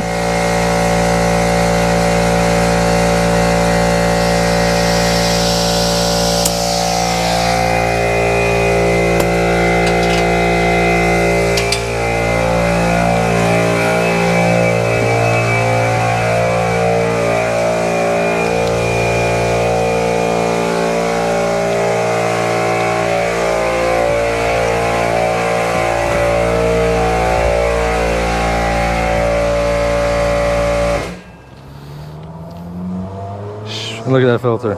Clean.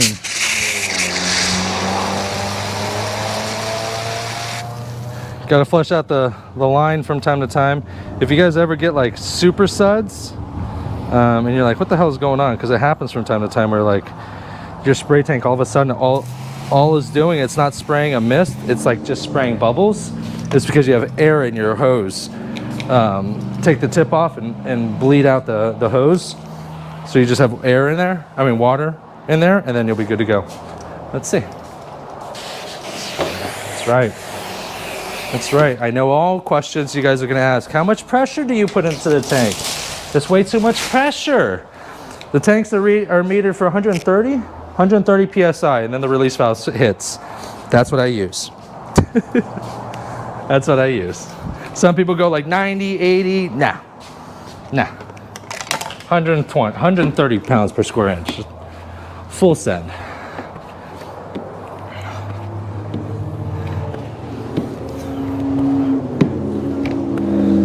With the power dry shrink prep, look how easy it is to clean in just one pass. The glass is clean. Now with dryer sheets, something that used to take 2 to 3 passes now takes just 1 pass. Get yours today for the low price of $18 over at dryshrinkprep.com while supplies last.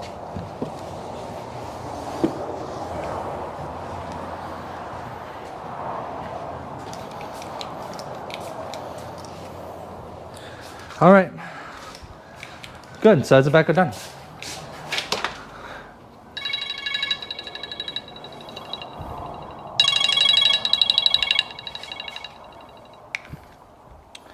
Sun Solutions Tinting, this is Patrick. Hey Nathan. Yep, we got the sides and the back done now, and we're starting to get working on the front windshield. Looks like we've been on the car for just a little over 2 hours, so we're right on track in time-wise. Yeah. Oh no worries. No rushing. No rushing here. Like I said, I take my time and get it done right the first time, you know what I mean? So that's why I say 3 to 4 hours, but I think we're gonna be right at 3 hours. All right?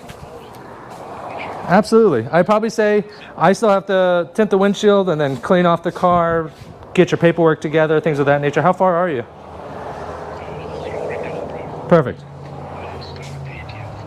Beautiful, beautiful. Yeah, I'll do that, and then that way, I'd say about an hour-ish. Yeah, because then I gotta, like I said, I gotta clean off the car, I gotta sticker it, I gotta get your paperwork together and things like that. So we got a little bit of time left. Yes, correct. No, it'll send it to your phone and your email, I'm sure. Yeah, and if not, I will call you as well. No worries. Bye. Client of this vehicle, just getting an update.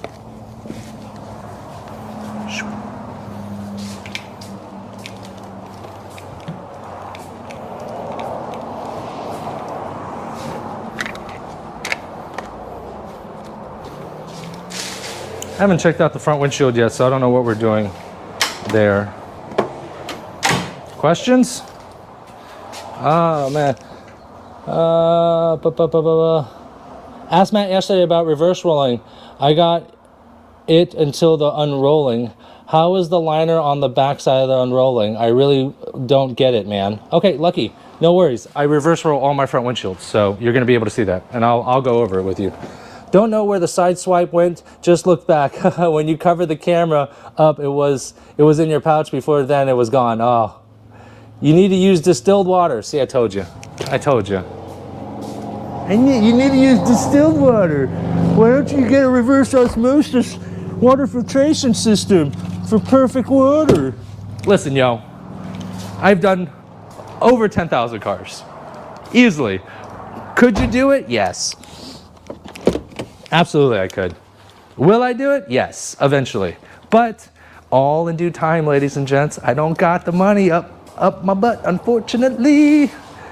In due time. Racetrack floors, more lighting, reverse osmosis water filtration. Whatever you guys want.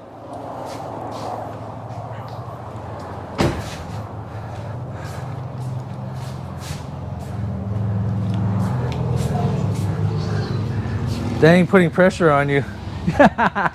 Nah, it's not putting pressure on me. I told them. I told my clients, so like, I'm usually about an hour and a half to 2 hours on sides and back. So I estimate 2 to 3 hours. That's what I tell my clients. And when I, can you guys see me? Is that a good angle? There we go. And when I do front windshields, I can typically do a front windshield in about 45 minutes. So I add on an extra like hour. I tell people an extra hour. So for this car, I told them 3 to 4 hours. At best 3 hours, worst case scenario 4 hours. Just in case like I mess something up and have to redo something or something crazy happens. But like normally I'm done on the early portion of that time frame. But just curious lad. That's okay. He's dropping cheddar. You know, he's got an investment here. He's spending over 500 bucks. He wants to make sure his car is doing well. It's going to look good. It looks really good. Looks really good.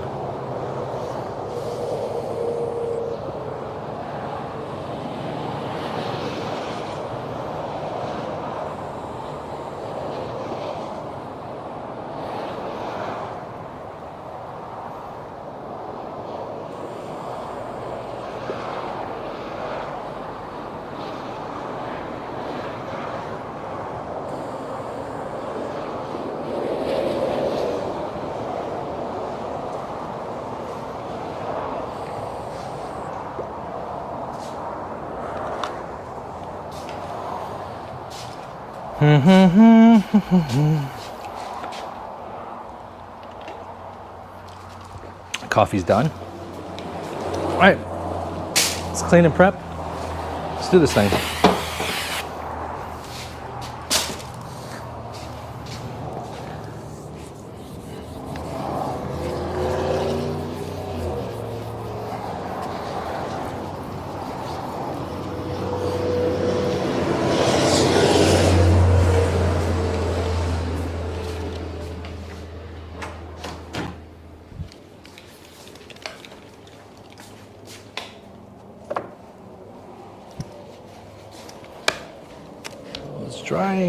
Drying too quick.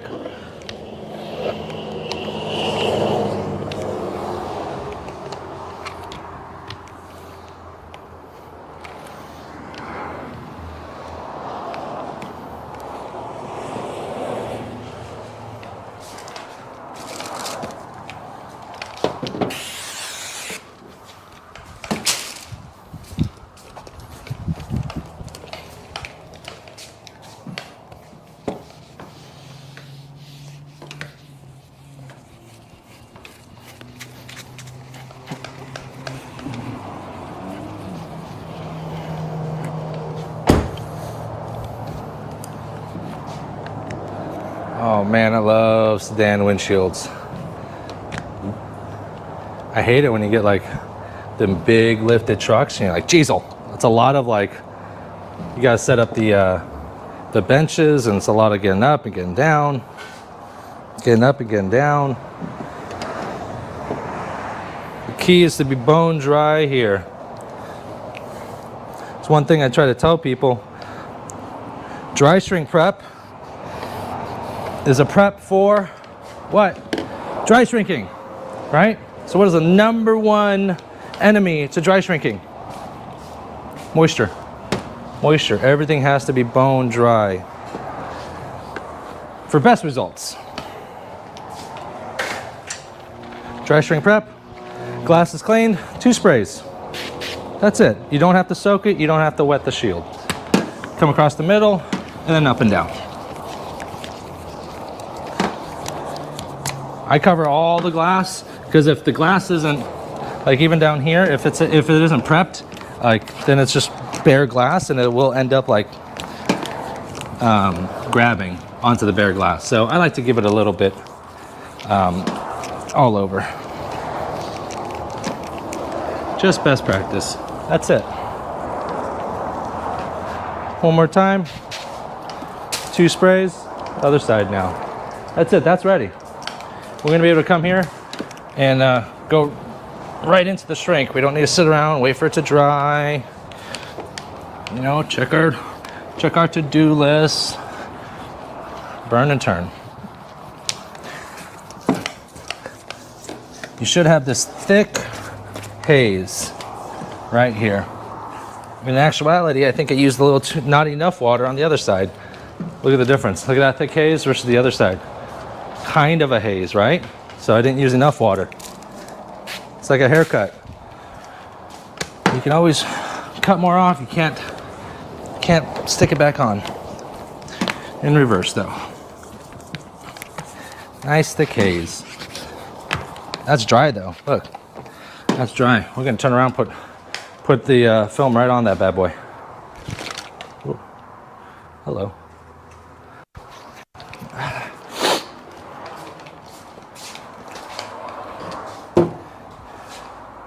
$50.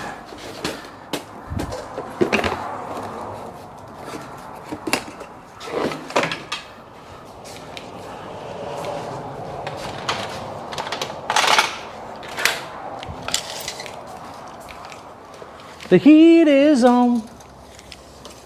5 feet, 60 inches.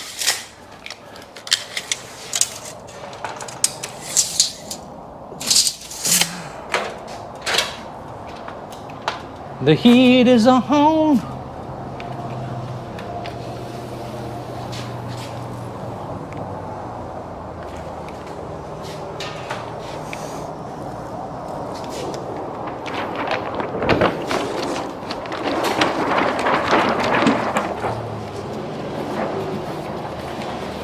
Doing 50% on this windshield.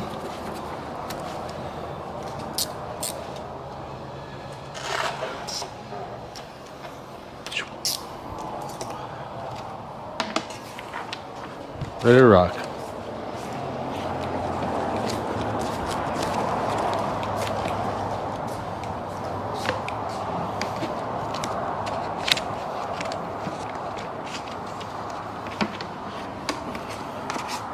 That's a little loosey-goosey.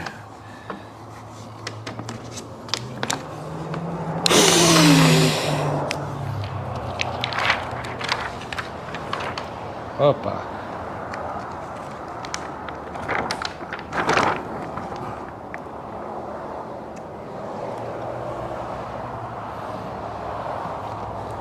Just try to make sure it's even. This would work. I'm gonna pull it over just a little bit. How do you know it's even? How can you know it's like not cockeyed? Look at the top. The top is roughly the same distance on both sides from the corner of the vehicle. That's how you can tell.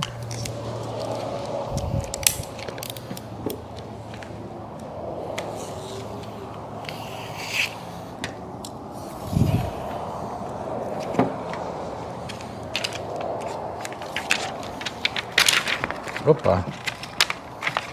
Good enough.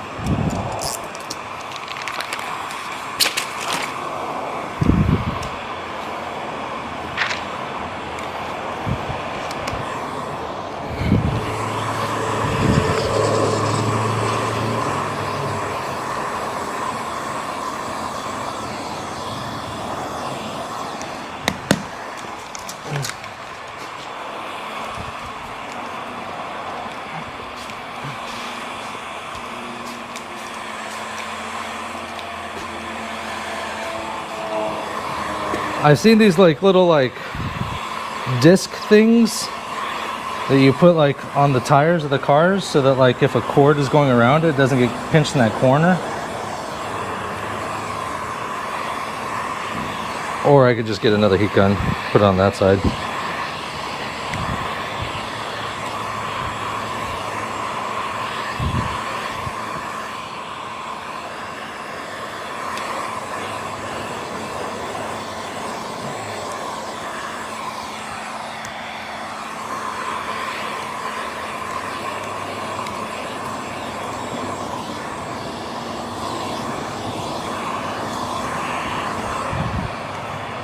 So I'm getting a weird little thing right there underneath the sticker.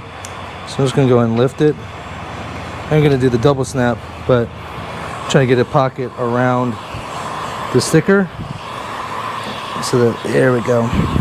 So now it's even and flat.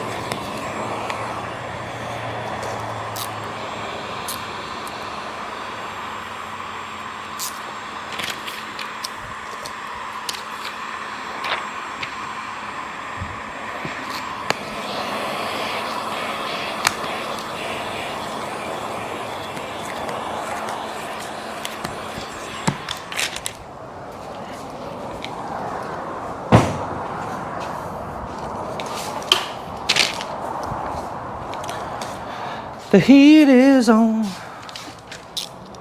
The heat is on.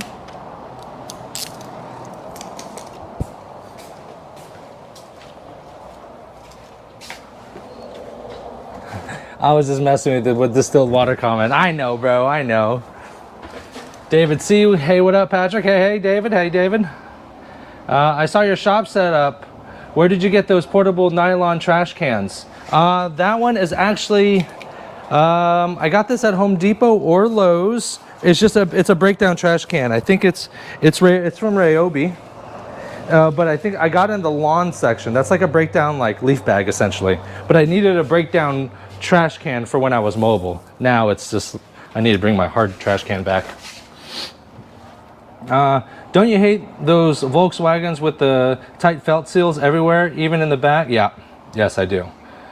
How much did you quote front windshield on this sedan? Is this FX Plus or FX Stream 2? This is FX Stream 2, and it is. I adjusted my prices because I had to adjust my price from $3.99 to $3.49 to be more competitive with the local market. So then I had to reflect my $1.99 price down as well. So it used to be $3.99 and it is now down to $3.49 for the sides and the back. It used to be $1.99 for the front windshield, and now it's down to $1.69. So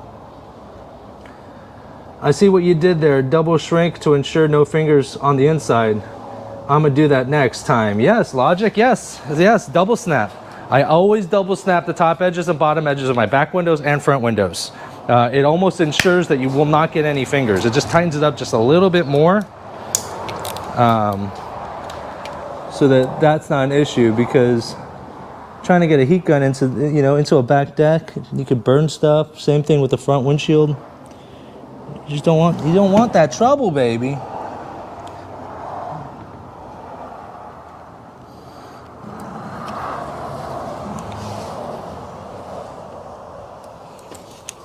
Everyone should be double snapping their tops and bottoms. Everyone. There's no reason why you shouldn't. None whatsoever. Because you end up going to get a finger. And every time you get a finger, it pulls moisture out of there.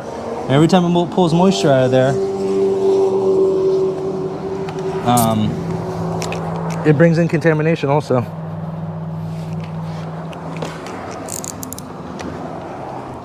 I can't see. I can see here.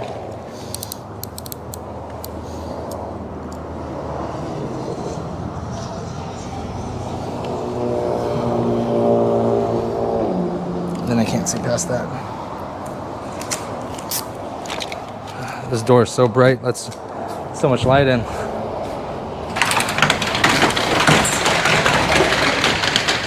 Let's try it now.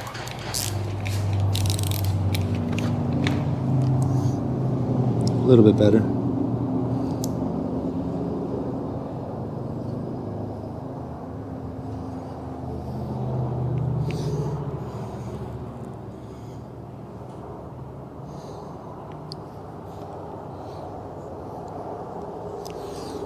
I don't know why. I do know why, because we're on this side, but it's always easier to cut the rear view mirror cutout on the opposite side. So I cut out that side on this side, and I'll go back to that side and cut this side. You can just see it a lot better. The angles are better.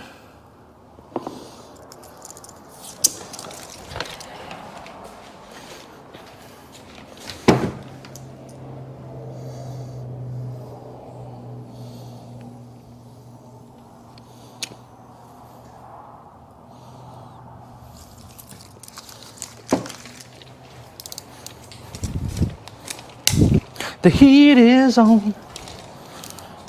The heat is on. See what I'm saying?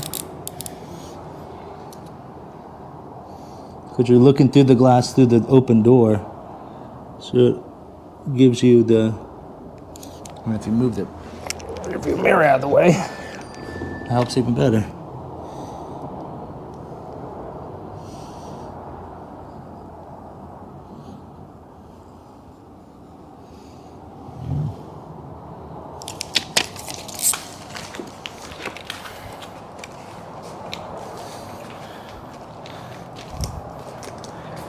All right, and we're gonna close that because the windshield, doing some good stuff on the windshield.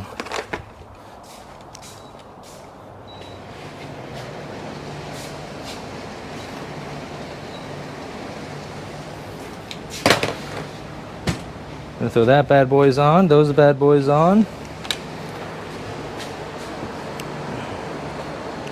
This connector keeps coming off and I had to tape it. It's bothering the hell out of me.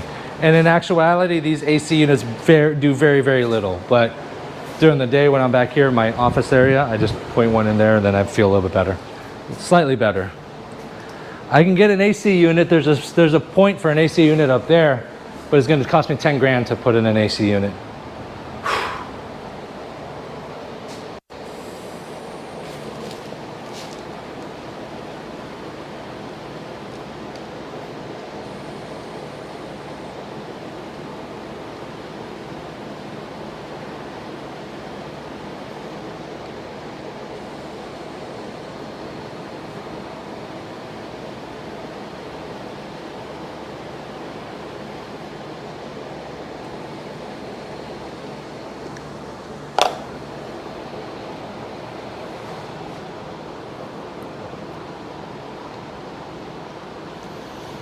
Looks like the battery's still going well.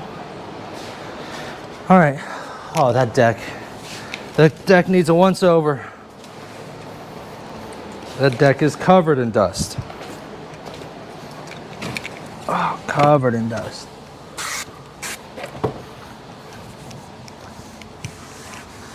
We don't want none of that in our installation.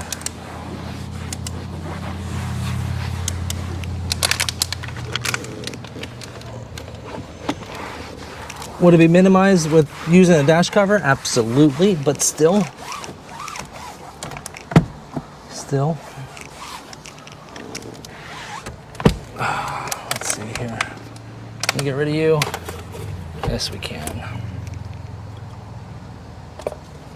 There you go. Nice and clean.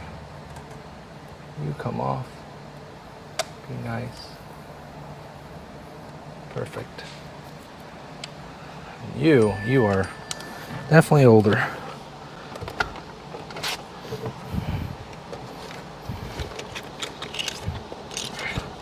Definitely starts to get toasty. You can see the glisten on my arm. But gotta sacrifice for a good installation.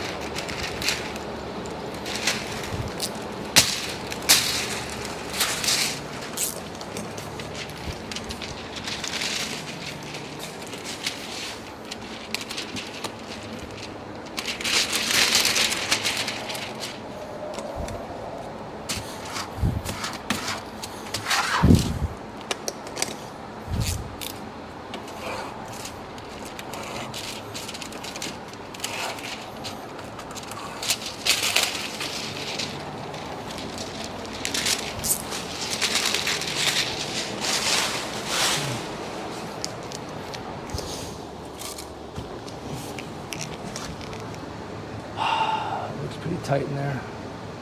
I think we're gonna go soak shield. Sometimes I don't do the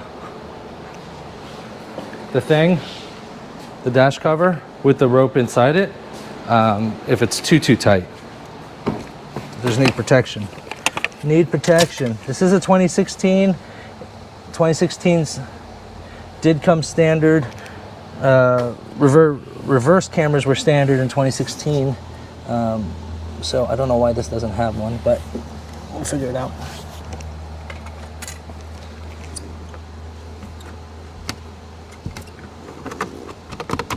Get in there, get in there. It is tight. Just looking to get 1/8 of an inch deep. Just enough so that the film can get past it. After that, doesn't matter. And some of you might wonder, will it pull up the film? Theoretically, it could, but as long as you squeegee that bottom edge of the film flat down, the residual moisture from the installation should give it enough lubrication to slide past the film.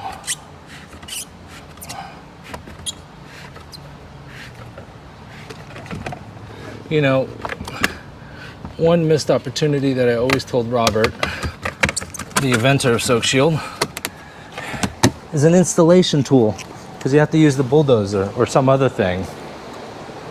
The installation tool to install the Soak Shield. It's a missed opportunity, I think. Let's get on brand. Shout out to Solar Effects. move this equalizer so it stops poking me in the stomach.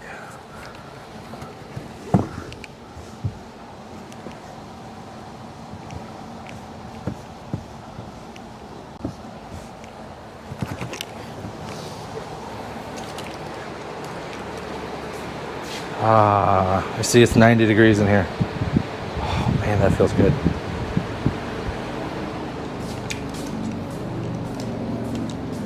All in all, it's way better. It's day and night difference. Day to night difference in regards to wearing a hat with this head rig on. Because once my head starts getting sweaty, it starts sliding everywhere. All right, that's all I need. That's all I need.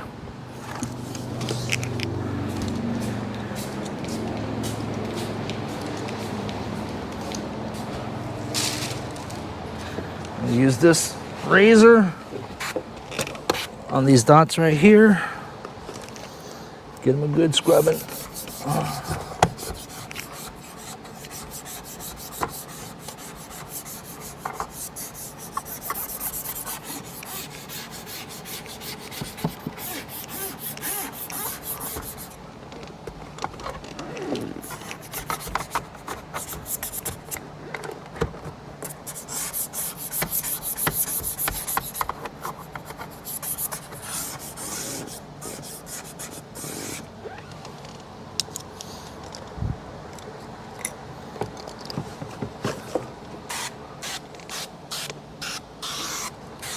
Someone asked about reverse rolls. Pay attention, because here it comes. Not right now, but in like the next 5 minutes.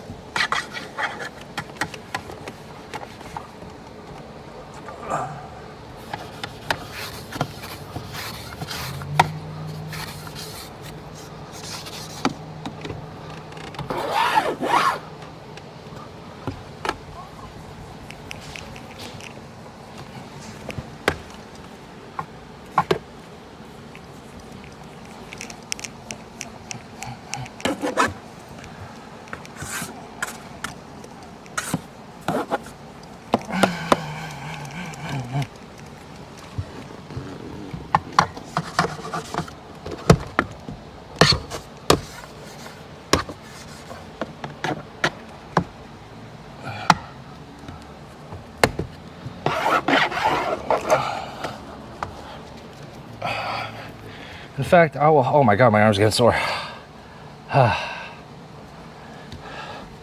In fact, I will go over a full demonstration about reverse rolls. For those of you guys that have never done it or interested in doing it, I'm just putting my hand over everything right now, seeing if I can feel any like boulders or anything. I can feel that. There's stuff up here. This is why I like the razor blade method. It gets everything that like a scrub pad won't get. I just don't have them right there.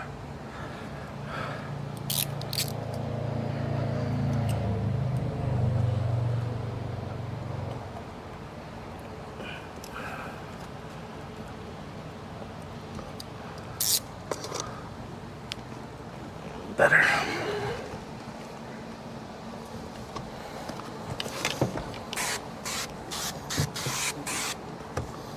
I don't even know if this is a clean towel.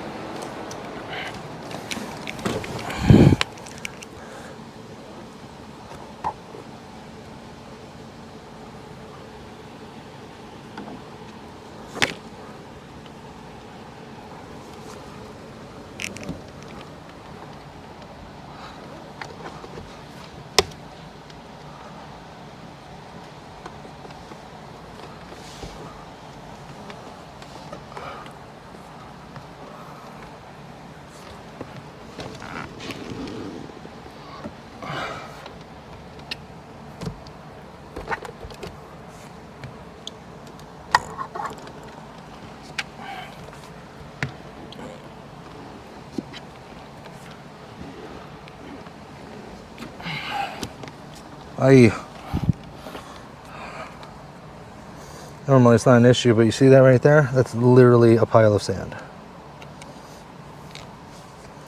So I gotta make sure it is super clean.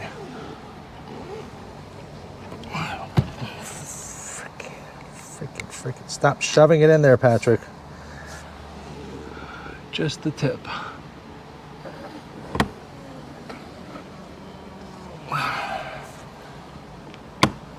Alright, we're clean. We're clean. I'm gonna go around here so that if and when the film touches it, we're gonna be good. Okay. I am gonna come from the driver's side, I always do. So I like to close the door. That way you don't have any airflow within the car. Reverse rolls. Not too shabby, not too bad.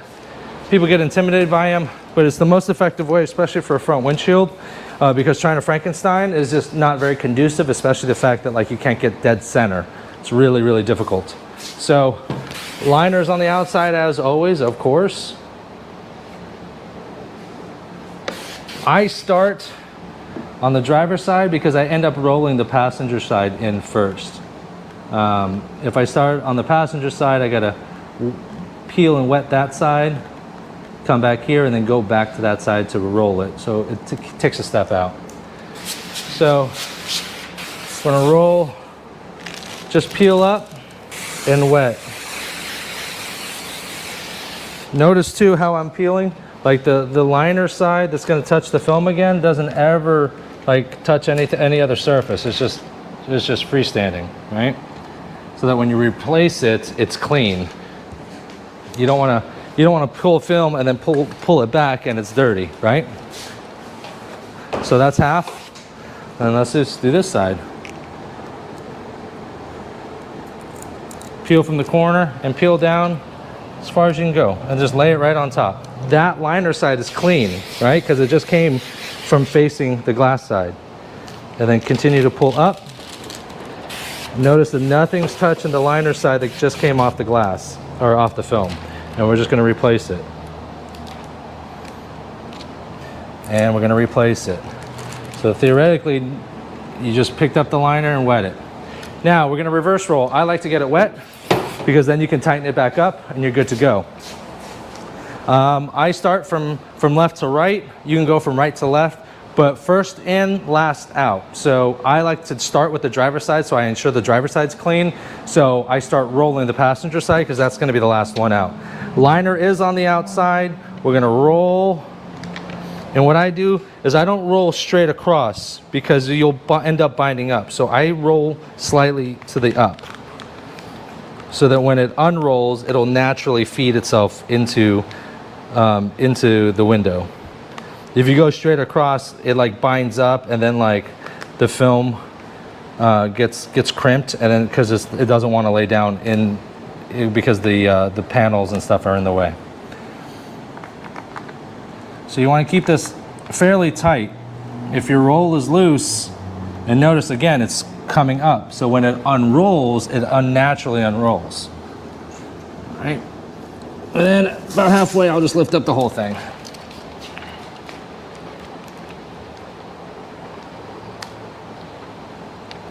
You just want to make sure, like those cutouts, you just want to make sure it rolls naturally. And then you can roll it all the way. I just stop at about 6 inches. Because once you roll it all the way, the liner wants to come off. And once the liner comes off, then the film is exposed, and then you have that side is exposed with trash and whatnot. So it's always good to clean off your workspace. That way, if you see something weird, you don't know whether or not it is on the outside or the inside. So just clean off the outside. And then that way, if you see something weird when you're installing, you know it's on the inside.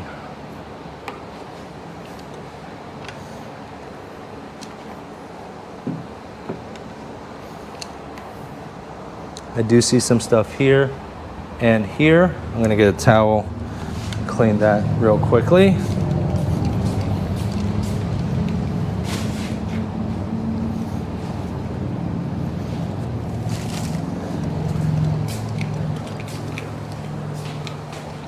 I wasn't able to see that when I was cleaning because the windshield was on there. So another reason to clean off the windshield. Look, I have I don't know what you call it, residue from stickers, past stickers. That's not gonna fly.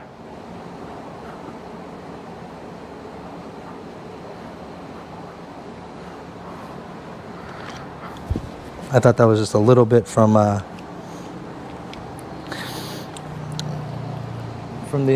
sticker in the corner, but it's not. Definitely more. Same thing right here. Where'd it go? Right there. Some sort of sticker was there. Probably one of the best practices is like after I clean the windshield, but before I prep it with DSP, would be a great time to clean the glass thoroughly, because then I would have seen that. Sometimes you don't catch that, and by the time you install, it's already too late.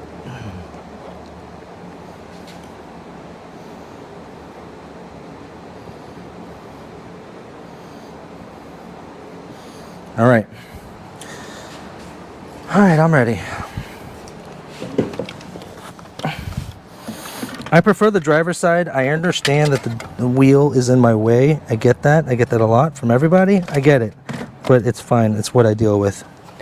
Because of the main focus, especially on a windshield, is that the front is clean. Like, you don't want any debris, or you're going to get a speck here and there. It's part of the game. It happens, right?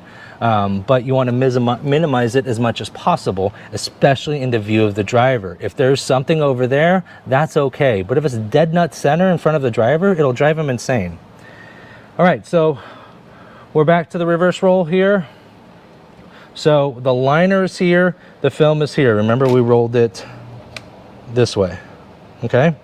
So what you can do is you can wet it, and then you can see the liner is still covering. Hope you guys can see that.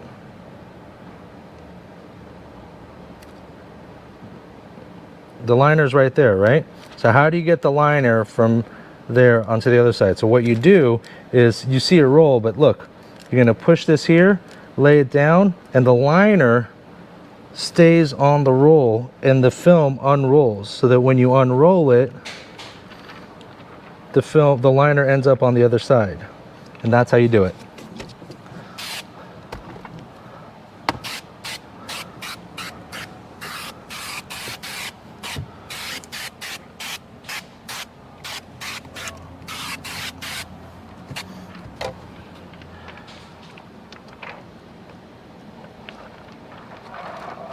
Let's unroll a little bit and get it as close to that edge as possible. The thing we don't want to do is we don't want to be like super sliding it back and forth, back and forth, back and forth, because then that's how you create contamination and bring contamination into your workspace. We're going to move this that way.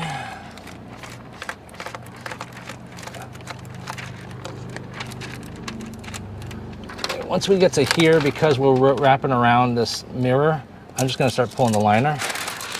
It makes me feel a little bit better about this. Once we get to here, keep unrolling, keep unrolling. One of the biggest issues that people have is when they unroll, they're pulling at the same time. So by the time they get here, they realize there's a 2-inch gap over here because they've pulled the film all the way over. So just be mindful of that when you are pulling film. When you're unrolling.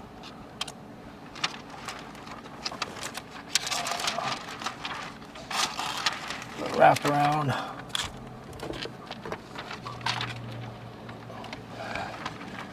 And keep going.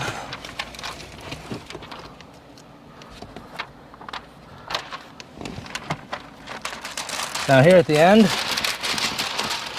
what people do is they'll just unroll all the way. What I do is I don't let it go past halfway, so that's a no-no.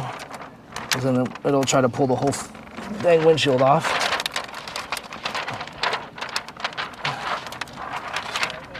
you want everything laying to like the last like 12 inches, like there. Okay, at the very end, this is what I do.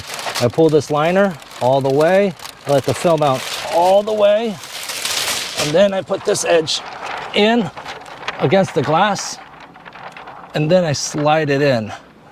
What a lot of novice people do is they'll just let that whole thing roll out. The problem is when it rolls out all the way and you don't do what I just did, it'll unroll, and then as it unrolls, it'll swipe this pillar, and when it swipes that pillar, it brings up all kinds of contamination, and that's why you have dirty lines right coming up and down this way. All right, and we're pretty much in place. Not pretty much, we are in place. Slide it down just a hair. If you don't know if you're square or not, check the gap at the top of the film and the top of the glass. That's how you'll know if you're square or not. More money. Look at this big finger here. You want to eliminate that. Get that finger out of there.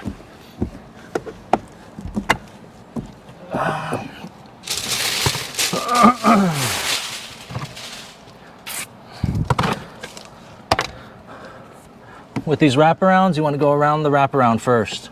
You don't want to go last. Whether it's a button for a reverse rear view mirror or something like that, you always want to go around here first, because then you're spreading it from there. If you go outside and come to it, you can end up producing a finger because you're not spreading the film out.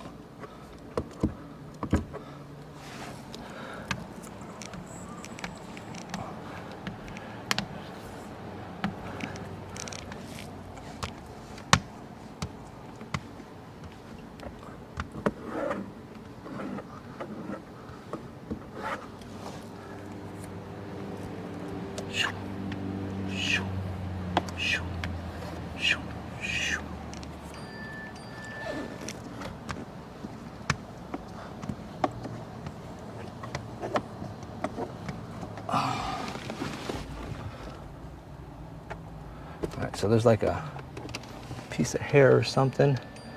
It's not a cat hair. It's nothing, one of those soft ones. It's a coarse big hair. You can see it from there too. So I'm just gonna pull this down. Get that puppy out of there.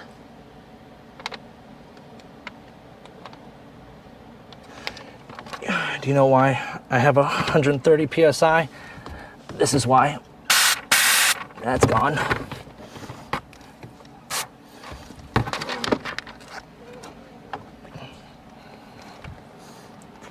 Where'd my side swipe go? Boom, hair's gone.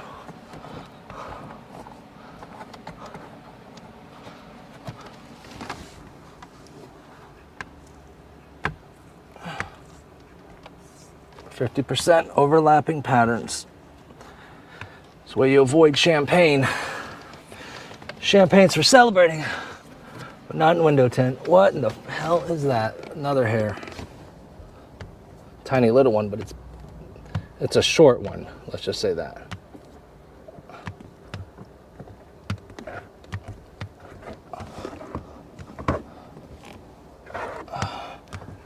Let's go in here. Let's go and get it. It's right there on the edge. Patrick, why do you use 130 PSI? It's too much. It's too much. What would you ever need that much pressure for? Oh, I don't know. I'm crazy, I guess. That's why. All right, soft tack is done. Let's get the big boy out.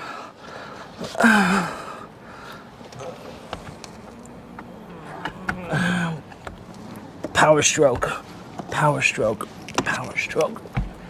Really get your weight in there. Get all that moisture out as much as you can. It'll cure quicker, and it won't be as hazy for the client when they get the car. Because then they'll be like, what is that? And then you gotta explain it to them. You still have to explain it to them, but I like to squeeze out as much as I can.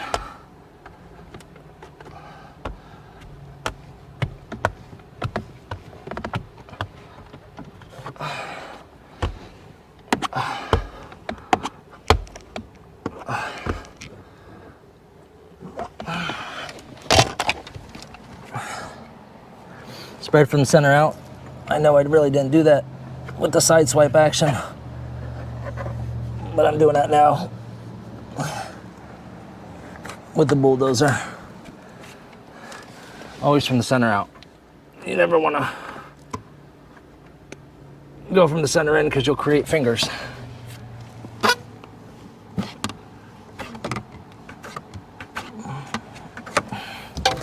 That's it. Get your towel, hard card, bump the edges.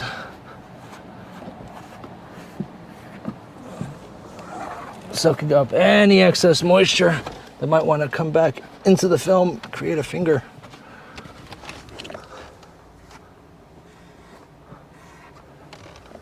That's gorgeous.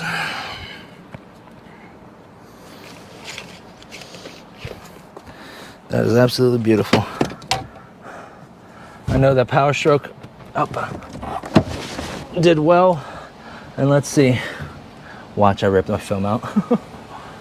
Just like that. Just like that.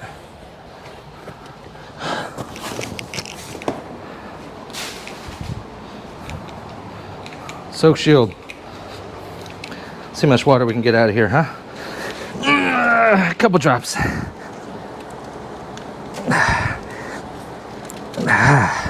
Probably a little more than I wanted. But look at that, that's brown. That means that windshield is dirty. That's probably more water than I've ever seen come out of a soak shield.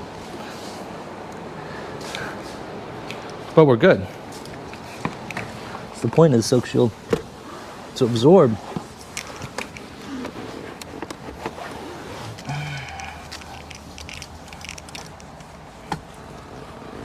All right, ladies and gents, we are done. The tinting portion is over. If you guys want to dip, you're more than welcome to dip. I'm gonna finish up. For those guys that want to stay, I'm gonna show you my checkout process after the vehicle is done.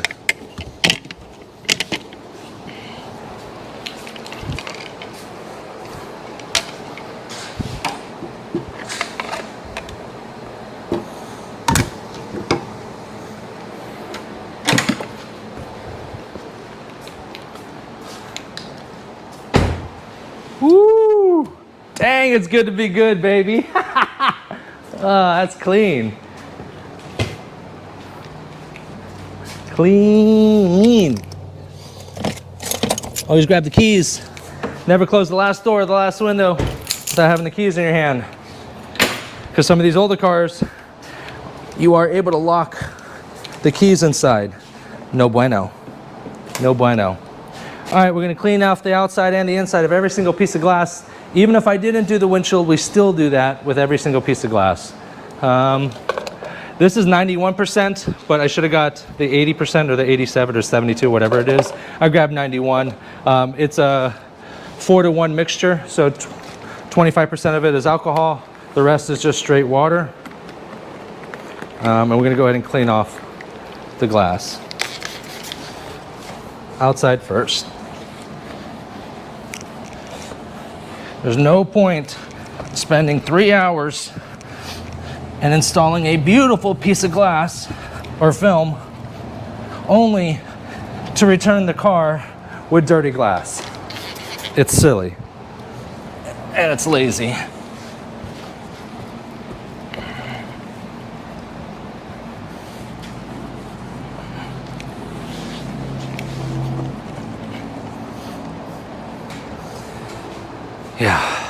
Yeah. Now this is an older car. Clearly, I'm not gonna wash it. I would never do this on a newer car, but I'm not hurting it, trust me. This is just so we can wipe off the streakies, make it look good. The trick with glass cleaning is that you have to have enough spray, but also not get it too wet. You have to like wipe it and then buff it so it's dry. If you just wipe it and you don't buff it, you end up getting streaks. So if you guys ever clean your windows and you're like, why is it still streaky? It's because your towel is wet. Yeah, it cleans, but you gotta clean using the product, and then you gotta buff it dry. That way there's no streaks. No streaks. You'd be surprised how many people don't know how to clean windows properly.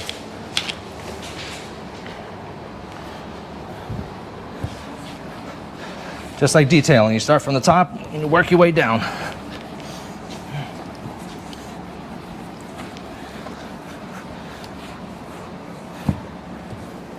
And notice I keep folding the towel. I keep folding the towel because I have it in, basically working it in quadrants so that I have a dry portion of the towel. You want to see the streakies disappear. If it still looks wet, you're going to end up getting streaks.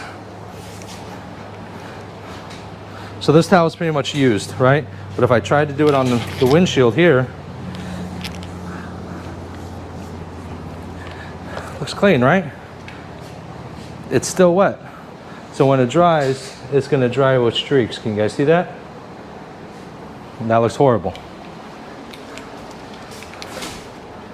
Granted, the scratches and stuff from the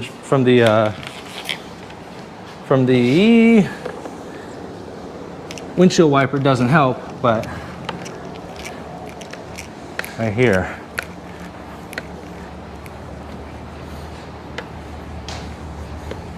There we go. So I started here, right? So now I'm just going to fold it over. Now it's a fresh side.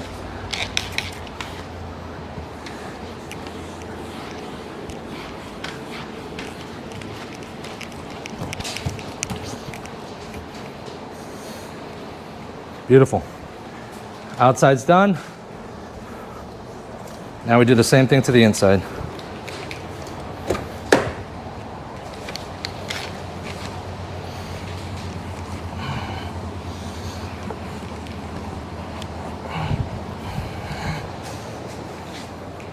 Mwah! Look how beautiful that is.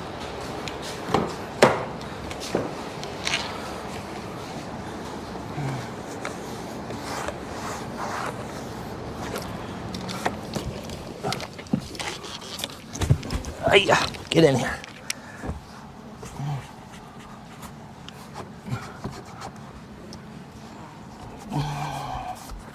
Water spots from your squeegee. From when you wipe down with a wet towel. All you see.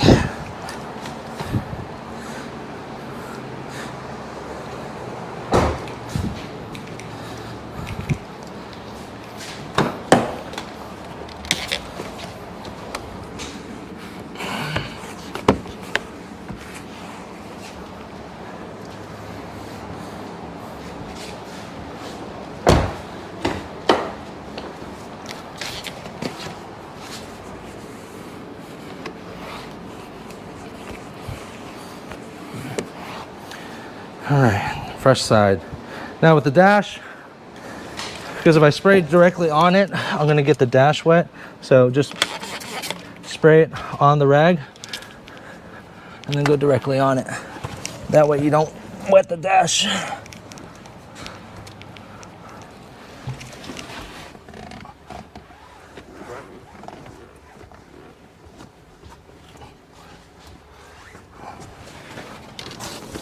Beautiful.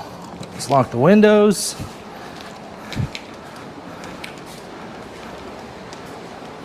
Put up the alcohol. Do not roll down stickers. I think it's beautiful. Do not roll down.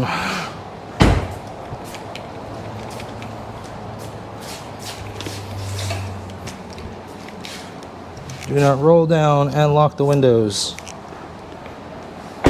Done. Done.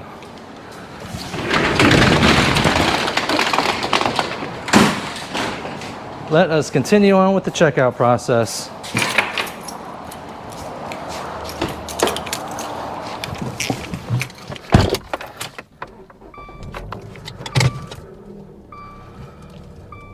I'm gonna go ahead and pull it out. And I'm gonna pull out the sun. We're not in a rush, right? So I'm gonna go ahead and pull out the sun and let it go. because sometimes when you pull it out in the sun, the edges will peel. I don't know if it's because the moisture evaporates too quickly and it just peels up. Just throw it out in the sun for a little bit and it'll definitely help. And then you can kind of see any major problems. That looks good. Let it stay out there for 5 or 10 minutes. Cure in the sun for a little bit.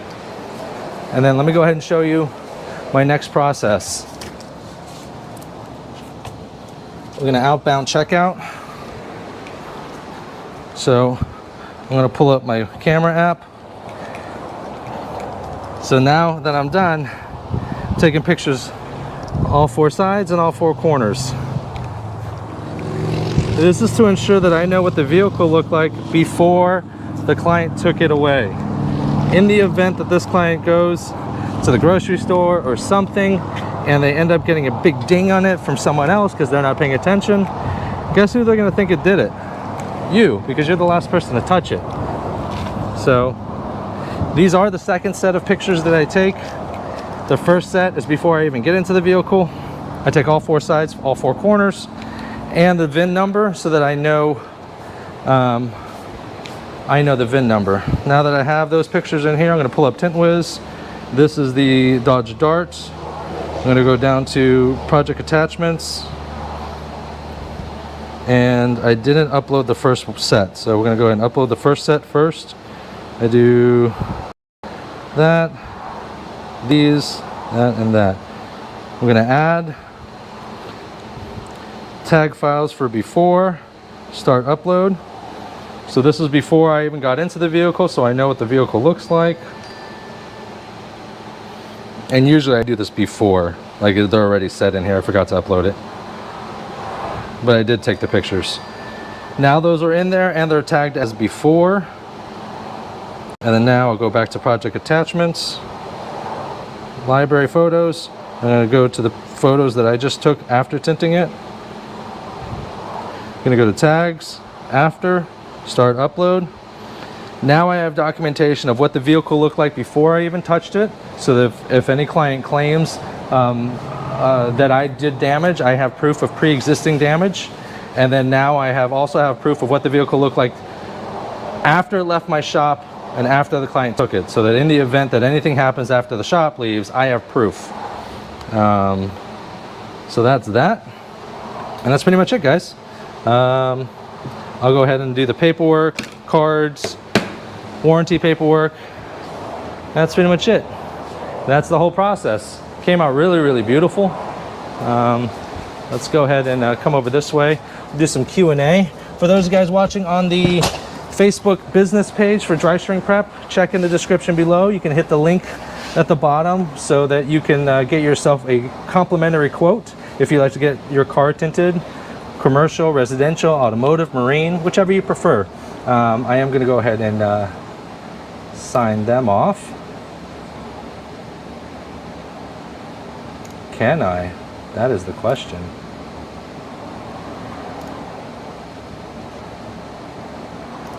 I might not be able to.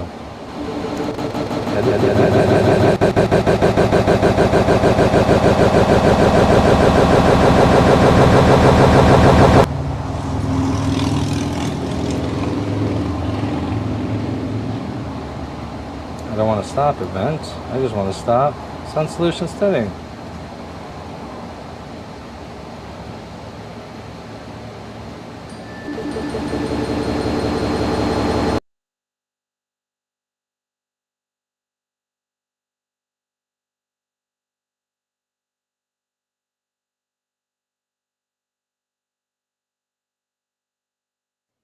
All right, and I'm back. All right, guys, we're all done. I guess with the event, I can't just drop my business one, so we can talk. We can have a live stream in regards to business and profit margins and other things of that nature. I am going to close this out because that is driving me crazy.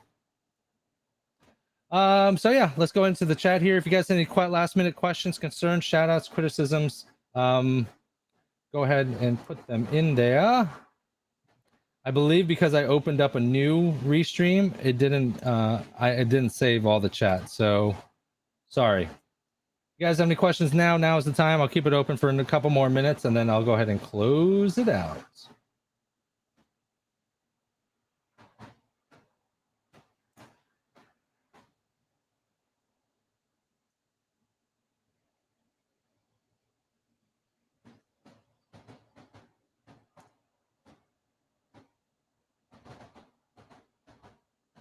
Good afternoon, Pat. Justin, hey, how you doing? Do you use clay bar? Yep. Hey, bro, did you announce the winners? Harry, no, I haven't yet. I had a crazy night last night. So I am going to pull the winners. So, yes. I am going to pull the winners. I'm finishing up here, and then I'll go home and I'll pull the winners, and then I will a winner.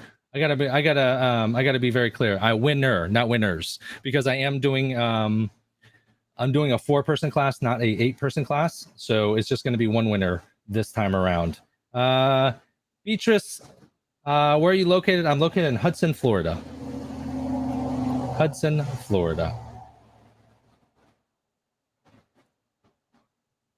Let me see if I can pull up the chat.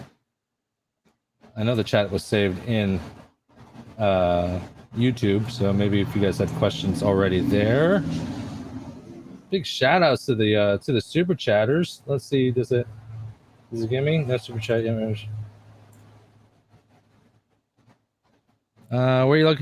How can I gain the experience of tinting? Watch my live streams. What is the longevity of ceramic films? Most window films have a shelf life of about 7 years, give or take. Depends. You know, if you're north of the Mason-Dixon line, it might last a little longer. If you're south of the Mason-Dixon line, like I am in Florida, this is where good film comes to die. So I've seen top-end films from Lumar, the Formula One series, crap out in 4 years down here. So it all just depends.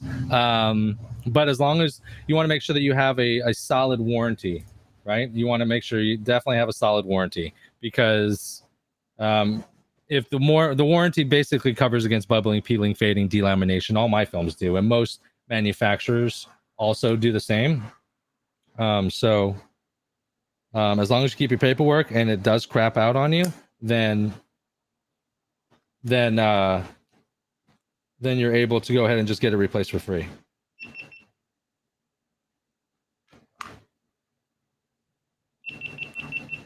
How can I gain the experience of tinting? You just watch my live streams. I got a bunch of videos. You can check out Detroit Tint Studio. Matt, he's been doing it for forever. He's the largest window tint YouTuber alive. He's really, really great. Over 100,000 subs. There's a lot of great people. You can go ahead and join my private Facebook group, Window Tinting Business, on Facebook, and that's got over 15,000 members where you can ask questions, concerns, shout outs, and people are very friendly. The community is very nice. Did you miss stream? How do you mean miss stream? I might have done somewhere, because I tried to edit it because I'm streaming to my YouTube channel, my Facebook group, and my business page, and I didn't want my business page, because we were going to talk business stuff. I didn't want my business page. I thought it was uncouth to be talking about that stuff, but I can't change it now. So tomorrow again, not tomorrow.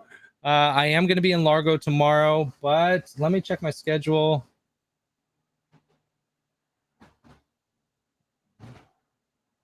Possibly Tuesday. We'll see what the week brings us.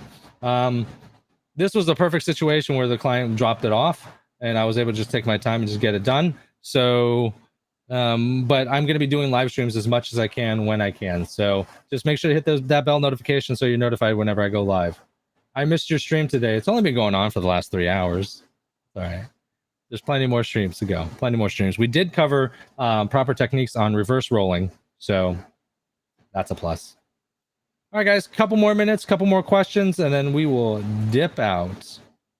Get a used AC unit. I got a used 5-ton unit for $2,200, then pay the small AC company to crane it in and install the roof for $2,000. Ooh, that'd be a good one.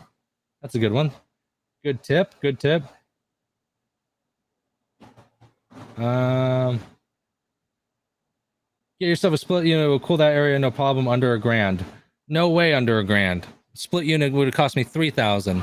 I spent $1,000 just on those 2 units. The problem is that this room is not insulated.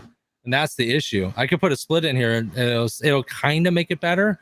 So I'm thinking maybe spray foam the top possibly, or what we're going to do is we're going to drywall the ceiling and then put insulation in there, and then that should help slightly, a little bit.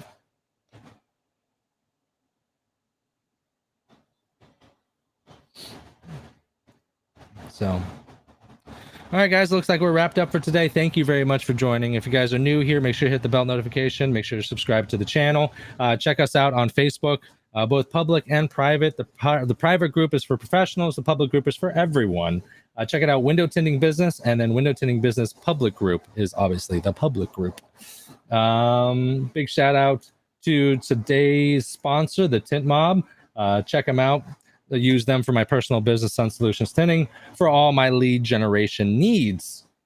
Check them out, thetintmob.com. Very, very awesome. Very, very good stuff. Think if there's anything else. I think that's it. I'm out. I should like put a picture up here.